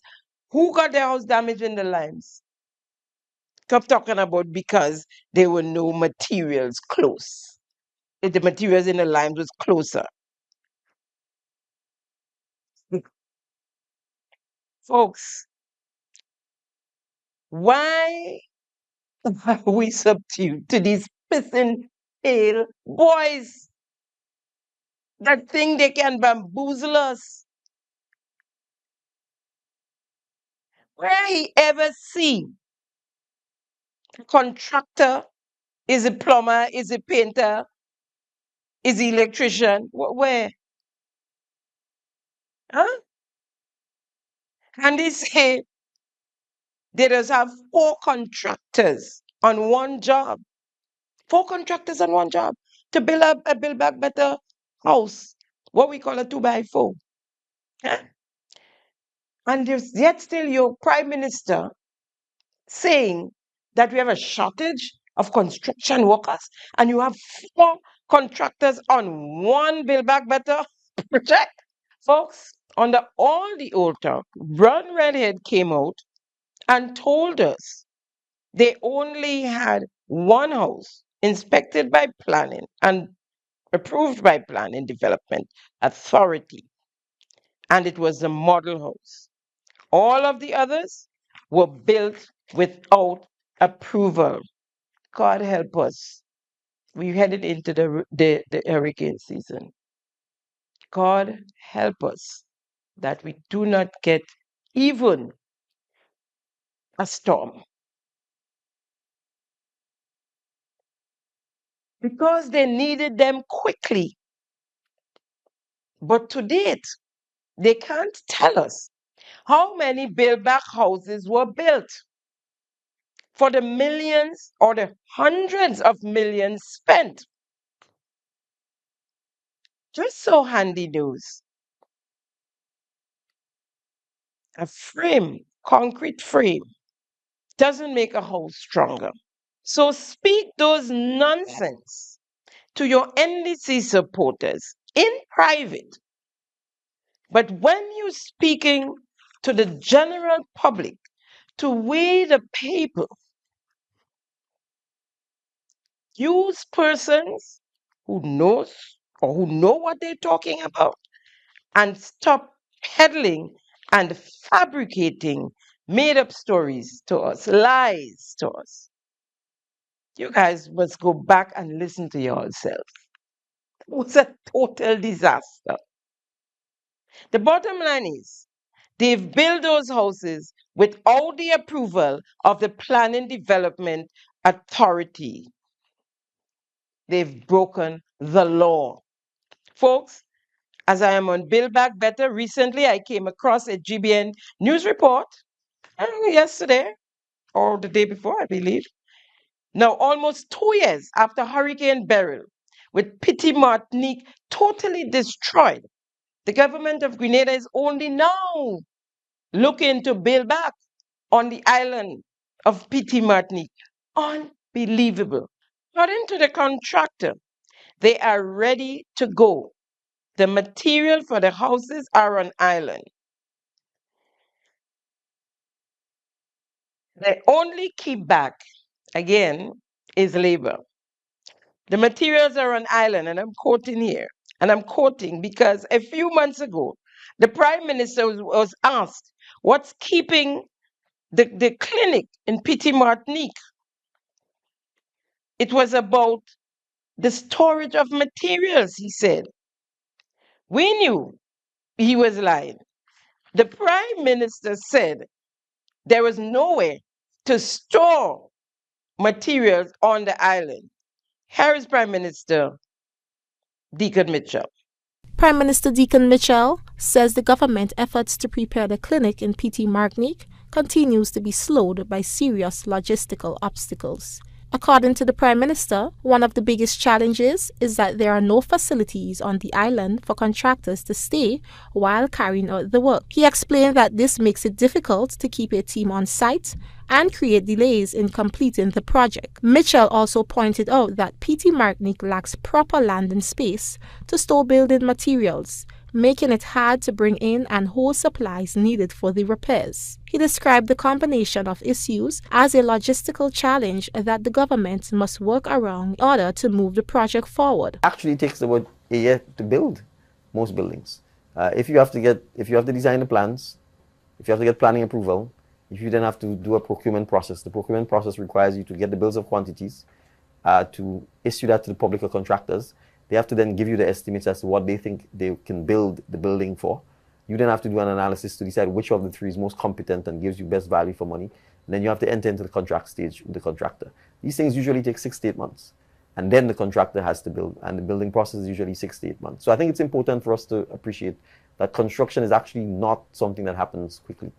And when it's exacerbated by a situation like a hurricane where there isn't even a place for the contractors or the workmen to stay, if they're not from Petit Martinique, then it makes it even more difficult. So all I would say to those who are still impacted by Hurricane Beryl and even the government services, obviously we are asking for your support, we are asking for you to be patient, and we assure you that brick by brick we will seek to move as quickly as we can in ensuring that we don't just build back, because that's one of the issues, that we build to code or to standards to make sure that what we build can in fact have an improved chance of surviving another storm, another hurricane, as the case may be.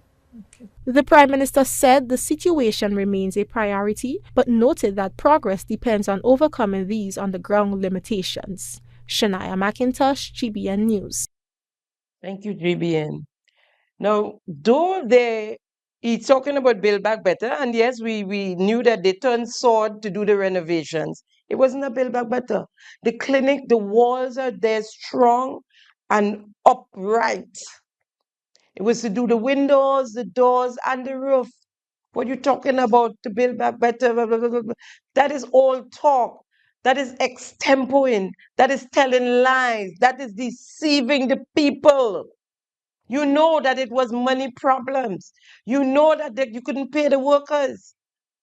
So there were 1 worker, 2 workers on the project, because that's what the contractor could have afforded. You know that there were materials up there. The contractor brought up to Petit Martinique the materials. If you look at the video playing now behind your head, there are materials. You see the bricks. You see everything there. The guys lived there. They had place to stay. But they couldn't do the work because there was no money. There was no money. Now let's hear another GBN clip. Thank you, GBN. Speaking of what's going to be happening in Petit Martinique over the next few months, I guess. The Build Back Housing Initiative has officially entered its primary execution phase on Petit Martinique, marking a significant step forward in recovery and reconstruction efforts following Hurricane Beryl. Contracting firm Grenadian Construction is currently on site, leading coordinated efforts to rebuild damaged houses. The company has committed to an accelerated construction timeline of approximately 12 weeks per household. According to project consultant Don DeCoto, this is aimed at ensuring displaced residents can return to safe and secure homes as quickly as possible. The overall objective is to put a program of work in to ensure that those homeowners who were affected by Beryl and lost their homes, that their homes are rebuilt to obviously equip them and their family, but I think also of significance is to build back homes that are hurricane proof, which is vitally important. So to get as many homes, fit for purpose so that families can be rehoused and everybody can come back together as a community on Pitimartinique. The project is also creating opportunities for local involvement. Local contractor Mickey Bethel is among those contributing to the effort. He said all materials for the project are already on the island to ensure that work flows smoothly. However, he said labor remains a challenge. We did all the drawing, put the procurement in place. The government was very cooperative in putting all these materials in place to the list that is prepared for each homeowner, and there is no challenge right now because all the materials on site. What we have in a challenge with is getting the workmen and the requisite skill laborers to carry out the works. As the first 12-week timeline begins, communities will turn to the Build Back Better initiative not only to rebuild homes, but also the social fabric of the island. Deidre Seeley, GBN News. After almost 2 years, the abandoned island, Pitimartinique, I hope everything goes well with you guys. Folks, there are more questions than answers as we speak. Oh, what a tangled web. So a special purpose vehicle would be created to run Project Polaris, the hospital. A separate company owns the land, and then there is government. The question remains why we need to go through a company to purchase the lands. Nobody's answering to that. Why we needed to go through a company to purchase the lands.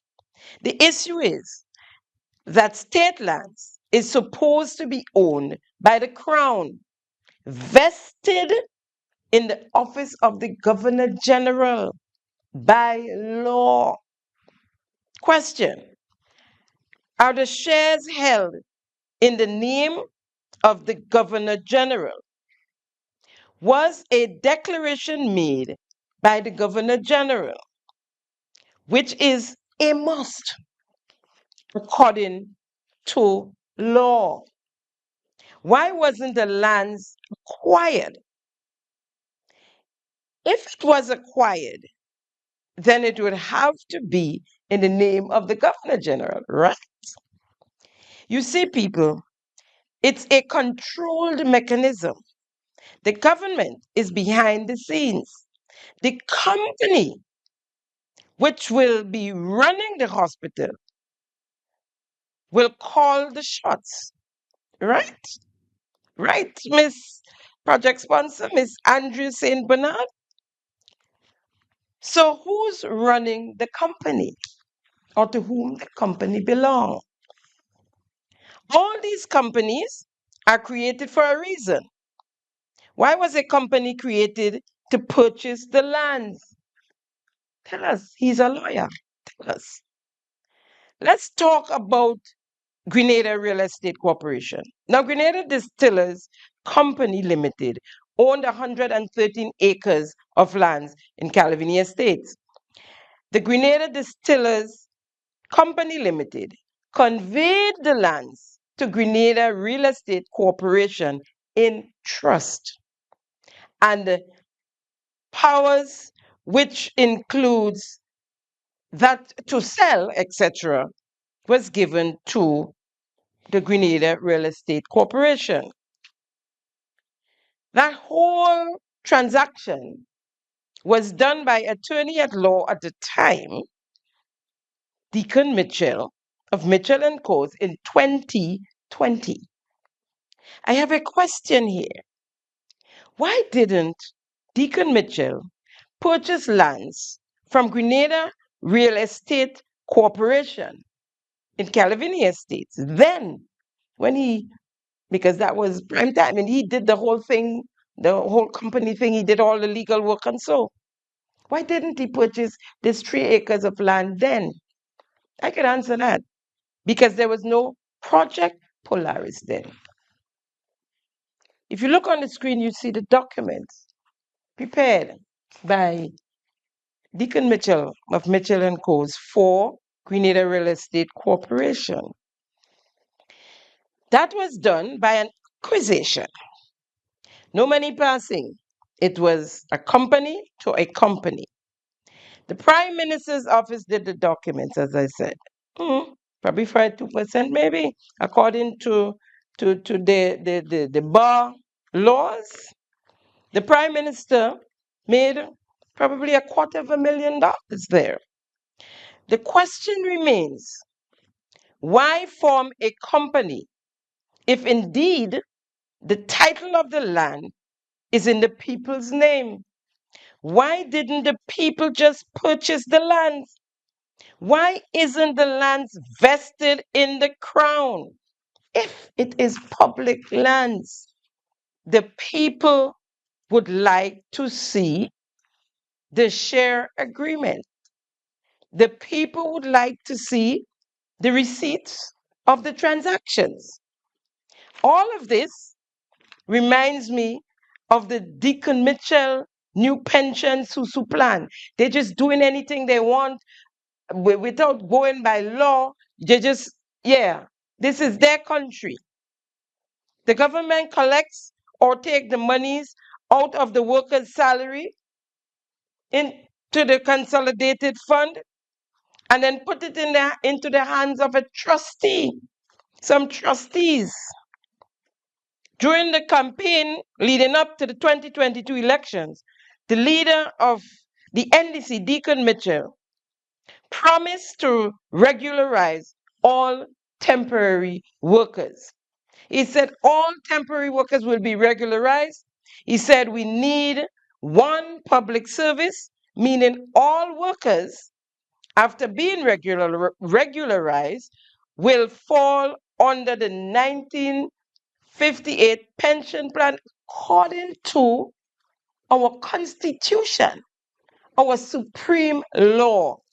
Here is Prime Minister on one public service.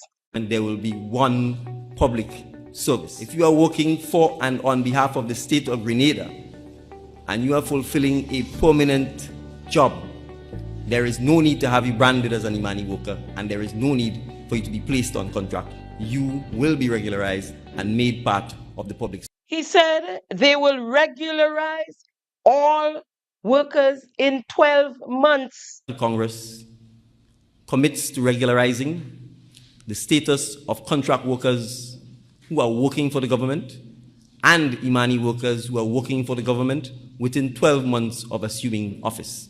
On taking office and realizing it was not possible financially and agreeing with the former Prime Minister, Dr. Keith Mitchell,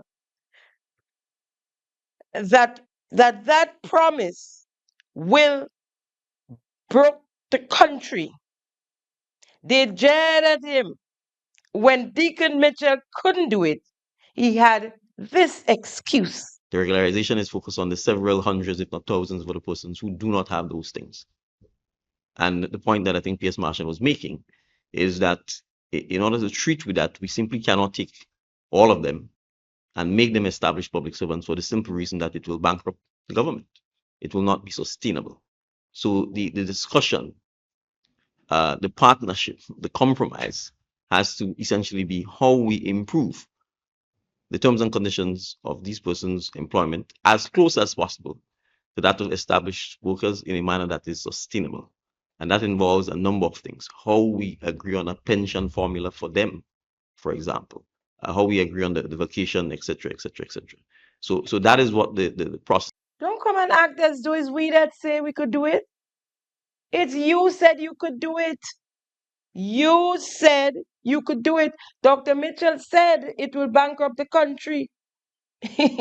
Now you come in and agreeing that it will bankrupt the country.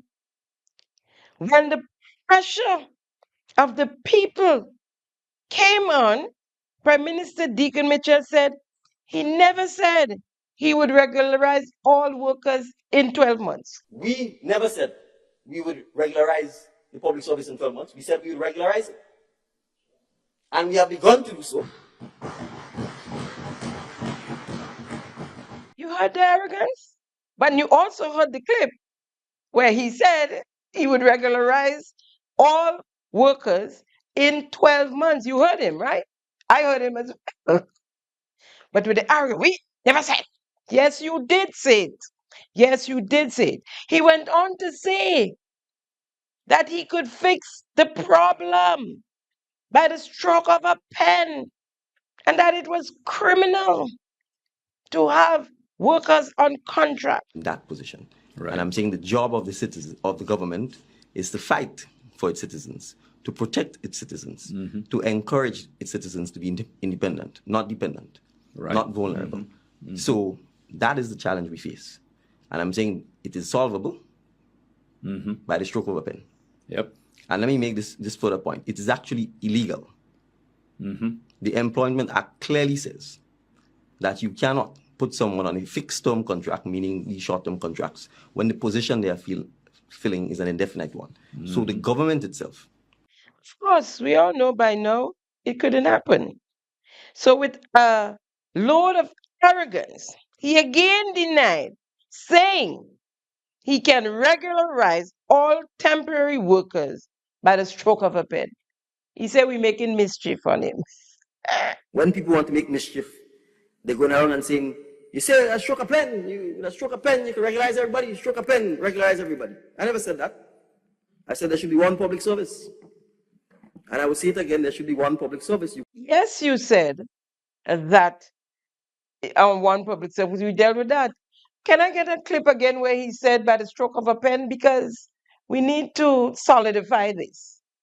He said he never said that. That position. Right. And I'm saying the job of the citizens, of the government, is to fight for its citizens, to protect its citizens, to encourage its citizens to be independent, not dependent, not vulnerable. So that is the challenge we face. And I'm saying it is solvable by the stroke of a pen. Yep. And let me make this further point. It is actually illegal. And I'm saying it is solvable by the stroke of a pen. Right? We all heard the same thing. Meanwhile, in the Senate, the Attorney General, Cindy Daughter, thought it was best to come clean, to be straight up with the people after hoodwinking them into voting for regularization. Now that they've won the election, basically saying what Dr. Mitchell been saying all along was correct. Here is Cindy Daughter in the class. But let's be straight. We're going to be straight with the nation. Contract work and pension reform must go together. Because we commit to pay the retroactive pension, and we are doing so. We understand the import of the ruling of the court. But so as not to do severe damage, perhaps even irreparable damage to our economy in the long run, we must work out a pension plan going forward that's sustainable. Because as it stands now, when people retire, they are entitled to NIS, that's public servants I mean, they are entitled to NIS plus government pension, and government pension is a non-contributory pension, which means the government alone pays everything into the pension fund, plus under the NIS law, the government pays 6% into the NIS, into the National Insurance Fund. So going forward, that will be a really hefty sum that the IMF and everybody else have already warned is not sustainable going forward as it is. Plus, if we regularize contract workers across the board without at the same time treating with pension reform, what do? We bloat the public service. We expand the public service, and in so doing, the amount of people who would be eligible for pension. Y'all can't say she didn't say it. She wanted to be straight up. It's time to be straight up with the people, with the workers. She said that what we promised was to pay retroactive. That word was not in the campaign. What we heard is that we're going to pay the pension. We were going to pay pension. Retroactive was never in the campaign. Neither was retroactive, neither was pension and regularization joined at the hip. We were told that they were going to regularize all workers. We were told that they were going to pay the pension, right? When did you find out that it can happen? When did your government find out that you cannot pay pension or regularize, because that comes first, that you cannot regularize all workers and pay them pension under the law, the 1958 pension plan? When did you find that out? After you won, after you fooled people into thinking and into believing that you will pay pension, you would regularize them all and pay pension. You see that? One public service? That is a serious statement. That means that everybody will fall under the 1958 plan. One public service. Now we still have two. We have the SUSU plan and we have the 1958 plan.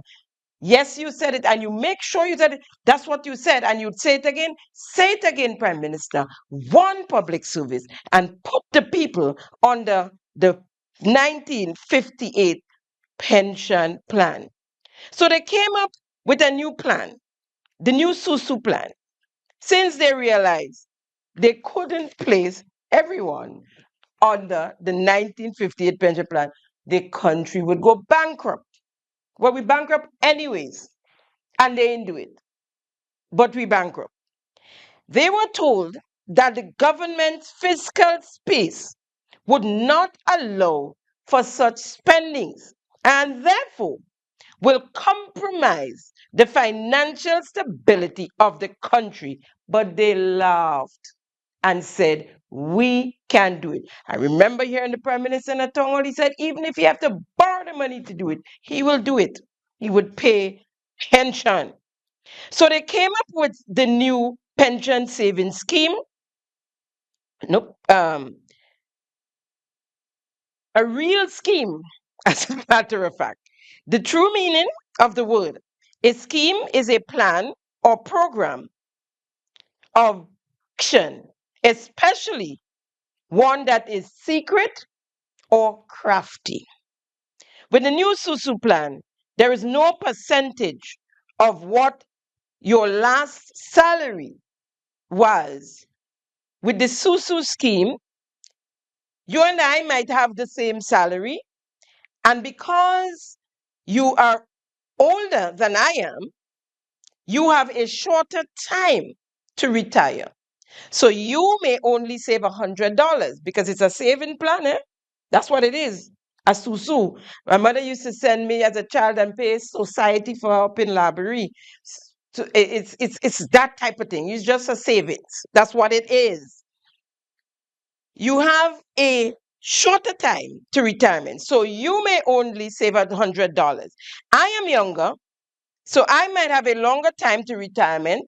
So I may have saved $200. So I have $200 to withdraw from. You have $100 to withdraw from. So your withdrawal will be different to my withdrawal on a monthly basis, even though we are earning the same salary. There is no percentage of the last salary like the 1958 plan. With the SUSU, you simply withdraw from what you saved, all based on the time span. With the Deacon Mitchell SUSU plan or saving plan, your saving determines what you can withdraw. When your savings is depleted or used up, your pension done. So if what you saved finished before you die, copper smoke your pipe. Then you have no pension. With the 1958 pension, 63, 66 and 2/3, of your last salary is what the worker is entitled to until they die. They get their pension until they die. Whilst with the NDC SUSU plan, you are not guaranteed anything. When your withdrawal, your money is done, pension done. With the SUSU plan, you have to contribute to both NIS and your SUSU plan, the savings. With the 1958 plan, only NIS. However, the plan is to phase out the 1958 plan, and that's the Deacon Mitchell administration. Their plan is to phase out the 1958 plan altogether and have all workers under the Deacon Mitchell SUSU scheme, which goes against the supreme law of the land. Here's Colin Gilchrist, one of their advisors to the government on the SUSU plan. The fundamental disagreement here, as perhaps being articulated by the union, is the idea that this particular scheme sort of resembles the Pension Disqualification Act that we had back during the revolution. And that here you have a situation again where you're having two different types of pension schemes, while at the same time you have a situation where government, yes, they're attempting to regularize those contract employees as well. Yes, but let me quickly jump in. But remember, you only have two schemes initially. Yes. Going forward, you'll have the two pension schemes, right? But going forward, new entrants into the public service would be assigned to the new scheme. So eventually, maybe over about 50 years or so, you would not have any employees under the existence of the current pension scheme. You mean the non-contributory pension scheme? Yeah, about the non-contributory one. Okay. Because what would happen is that anybody being employed would fall under the new pension scheme. You recognize that's Mr. Gilchrist. Mr. Gilchrist for Ron. Well, Ron, you're good now. You don't have to bother about studying and going online and study and making a fool of yourself. The Prime Minister say the PhD and doctorate and thing that, throw that out the window. You're good to go. So I guess he'll be back in the cabinet sooner than later. So the workers that should be enjoying the non-contributory 1958 pension plan will enter the service under the SUSU Society Savings Scheme. The Prime Minister said that they will be hired under the SUSU. He agreed as well that all workers will enter under the SUSU plan. A teacher who's hired tomorrow, yes, what is the regime they come under? They will come under the new pension regime. Will they be defined as a quote-unquote established worker, and hence why the new one as opposed to the old? I'm saying to you, obviously, I just made the point of saying we have the right to hire you in terms of the appropriate mode, right? And therefore, this whole notion of established and non-established workers is a notion that ultimately, I'm going to use this word, will no longer be of any distinction with a meaning. Remember, according to the chairman of the Pension Review Committee, Mr. Colin Gilchrist, he admitted that they would be phasing out the 1958 pension plan, but we're not interfering with the established workers. We're phasing out the 1958 plan, but we're not interfering with the established workers, according to Prime Minister Deacon Mitchell. Speaking on the new SUSU plan, the new SUSU pension saving plan, this is what Attorney at Law James Bristol Casey had to say. Yeah, I mean, it's very difficult for me to sit back and listen to this rhetoric. I'm sorry, Mr. Gilchrist. First, you start off like a politician and not a consultant, right? You start off by trying or saying that the union executive are okay, Jack, so they don't care about the people. Don't do that on this forum. That sort of thing is for politicians. Now, right? The union has never said they don't want the Pension Act, you know, but it's how you do what you want to do. While you are saying, and the government is selling the act on the basis and trying to damage the union at the same time, on the basis that we've got so many thousand or hundred unestablished workers who need this. There's no doubt about that.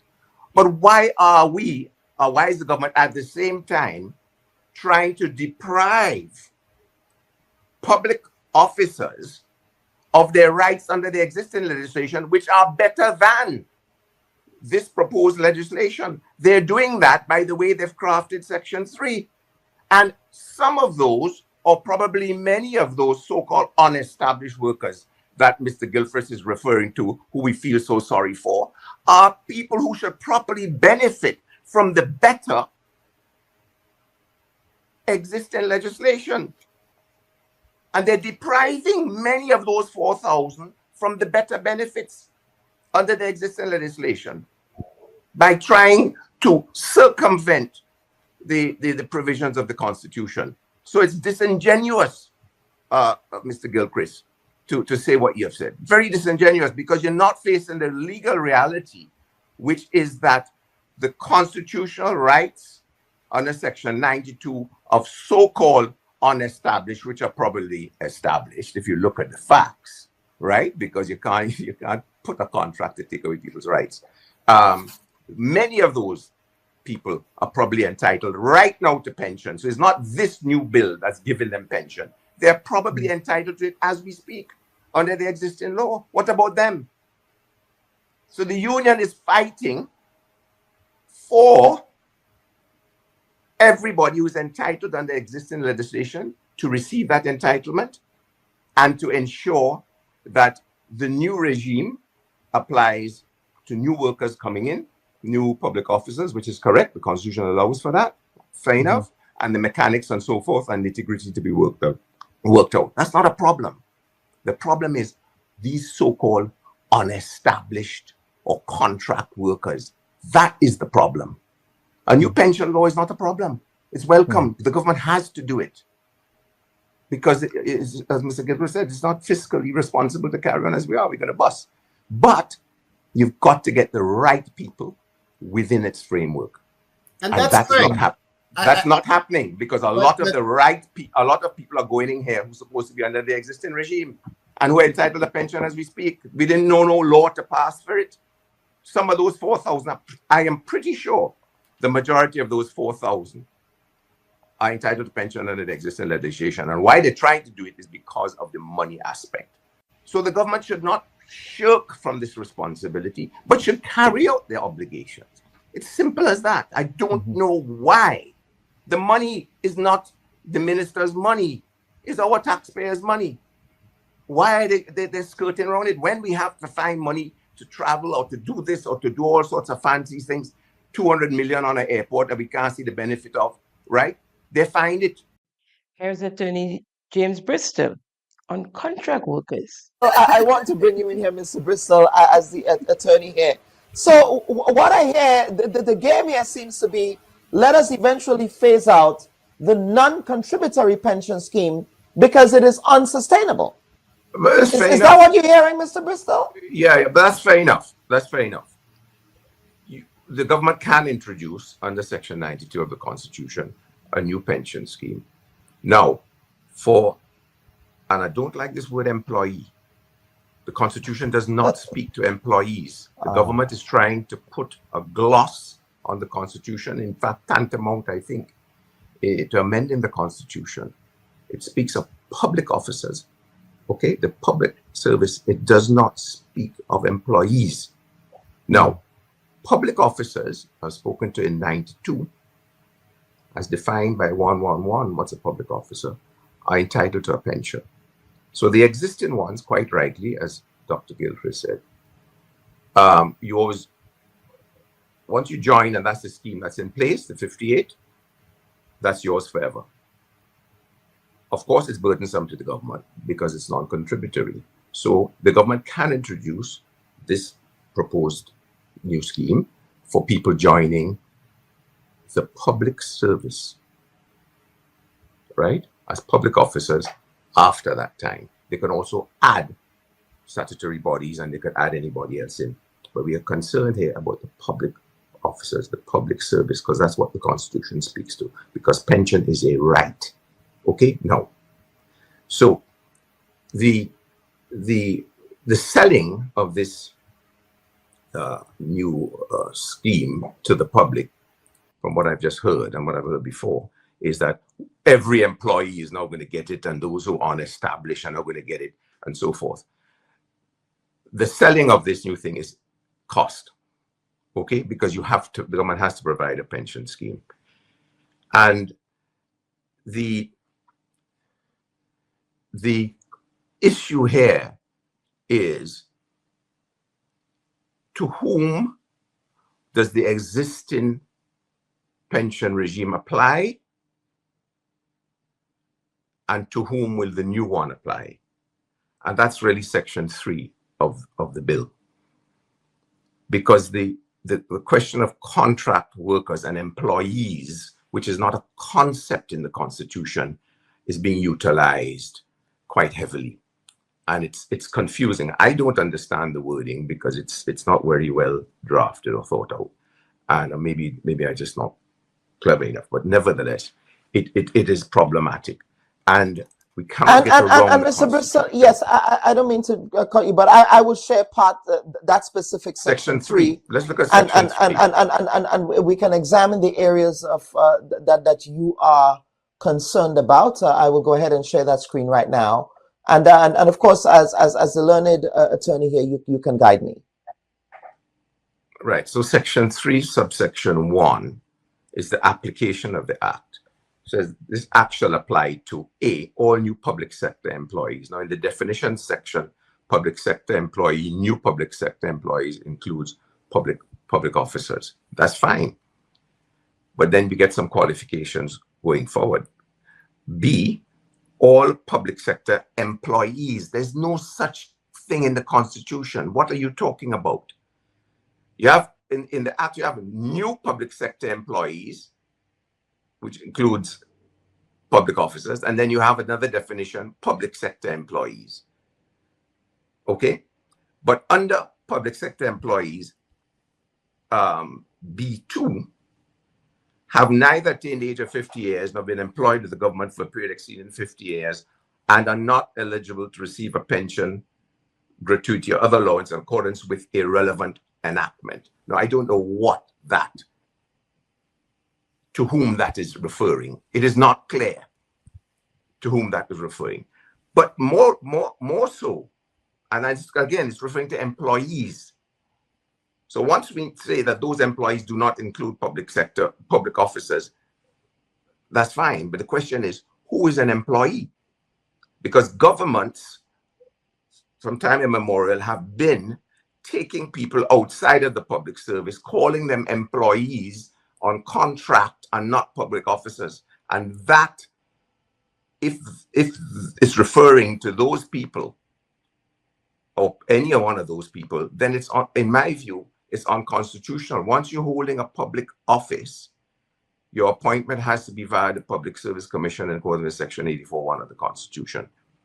And all of these contracts that have been used and kept confidential, I saw one or two recently, are questionable as to the efficacy and their constitutionality, because many of them purport to appoint public officers on contract by bodies, sometimes a cabinet secretary, sometimes a permanent secretary. I saw one with the Public Service Commission appointing, but they were appointing someone to an established post for a limited period with disciplinary proceedings and benefits outside of the Constitution, which is Section 92 pension, and the provisions and protections of the public service regulations, which have a disciplinary procedure set out. So these are the problems. Now, if you look at what the QC is saying in a nutshell, the public workers who've been there working, some of them all 15 years as temporary workers, they all should fall under the 1958 pension plan and not the SUSU.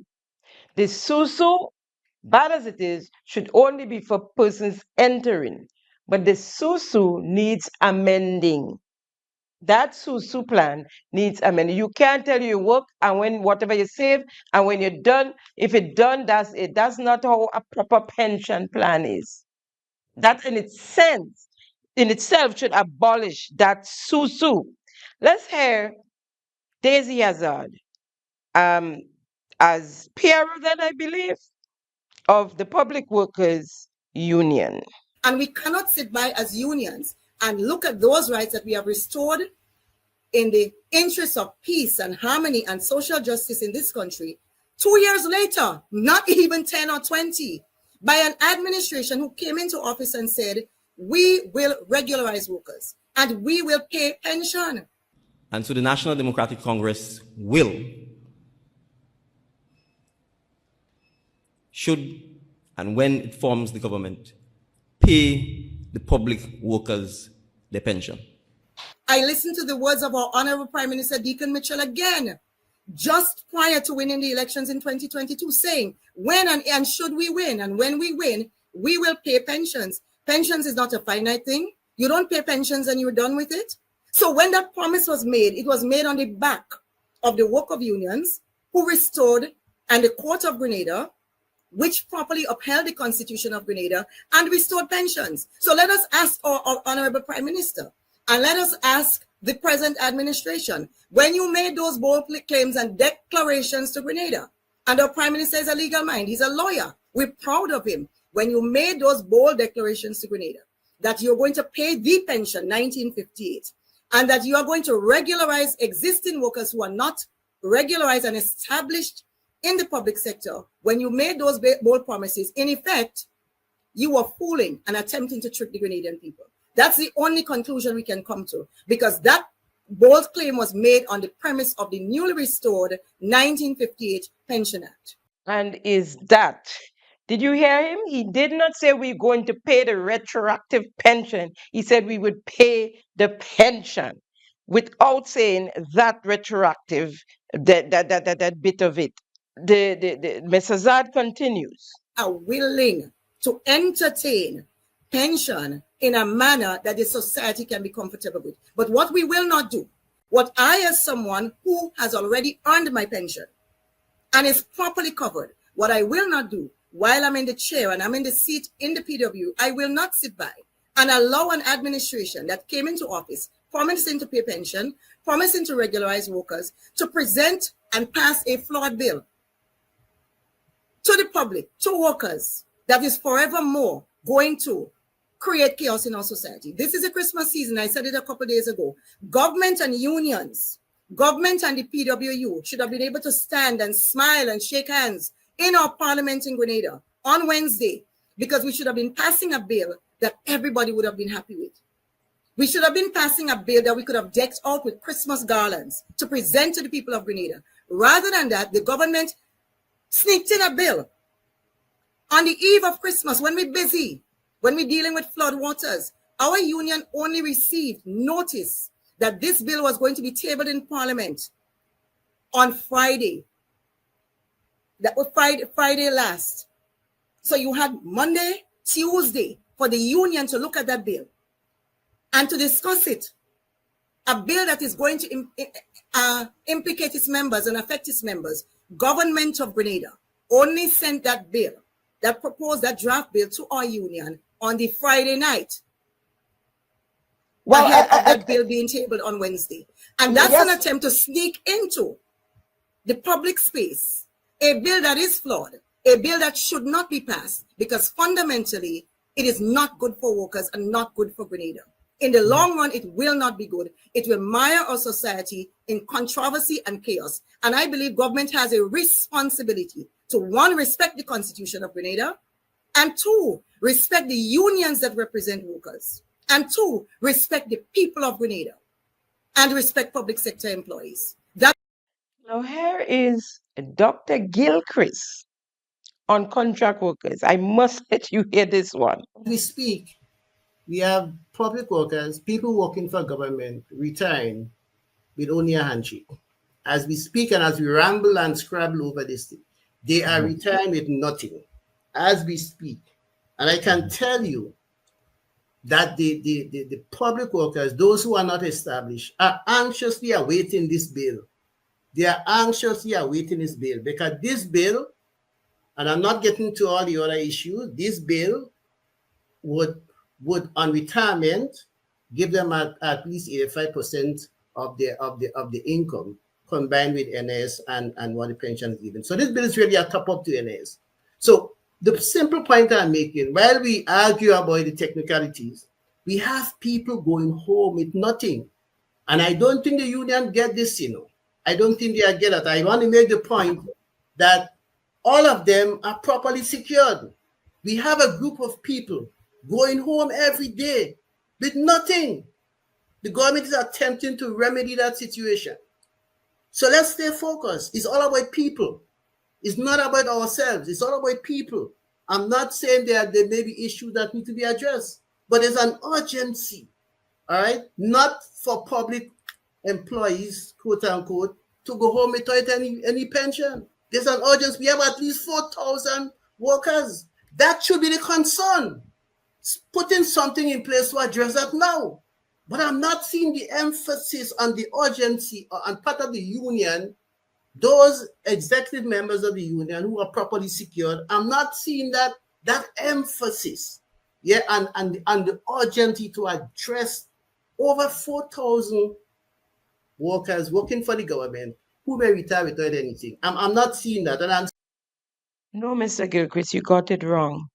They were anxiously awaiting the one public service. They were anxiously awaiting being placed under the 1958 pension plan. Are you saying that take what you get and cool it because you ain't have anything at all? This is what you're saying. Those are the same workers this NDC administration pulled into voting for them for regularization under one public service. That's what it is. That's what they were anxious about. This SUSU plan you have there is not helping them. It's not helping them. Now, in the end, Mr. Gilchrist, the chairman of the Pension Review Committee, more or less conceded, agreeing that there is room for improvement. Simply put, this is a very important piece of legislation initiative by the government. We do have the Senate next week, so then another opportunity, right, to look at the bill clause by clause, objectives, targets, intentions, and what it bill proposed to achieve. And I believe there were good points made on this program, and I believe there is always room for improvement. So let's look forward to what happens next Friday. I mean, at the end of the day, all of us want what's best for people. Notwithstanding, Mr. Arrogance and his team voted for the bill as it was, right? Attorney Jane Bristol, KC, in closing, had this to say. My duty has always been to see the right done, the right thing done. I have no iron in the fire. I never have had. And I'm appealing to the government. I really am, truly appealing to the government. There's a golden opportunity, as Dr. Gilchrist said. This is a very important bit of legislation. It is. And therefore, it should be accorded the scrutiny, and people should, as wide a consultation as possible. I think the consultation in general has taken place, but the worrying constitutional point to which I've referred all morning. And it is an easy solution. If they ask me, I can do it in 5 minutes, and that would cure that problem. And I really hope for Grenada that the government's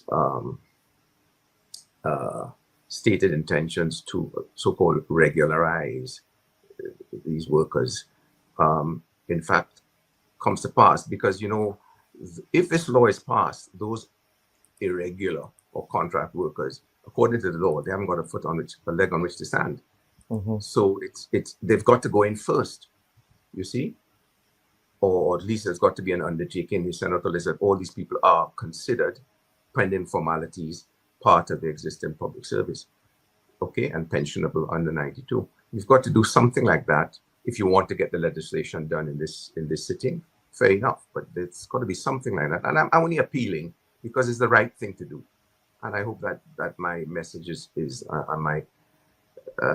taken in the right light, you know. So with that, Today, with elections in the air, the NDC decides to illegally regularize all public workers, Imani, everybody, the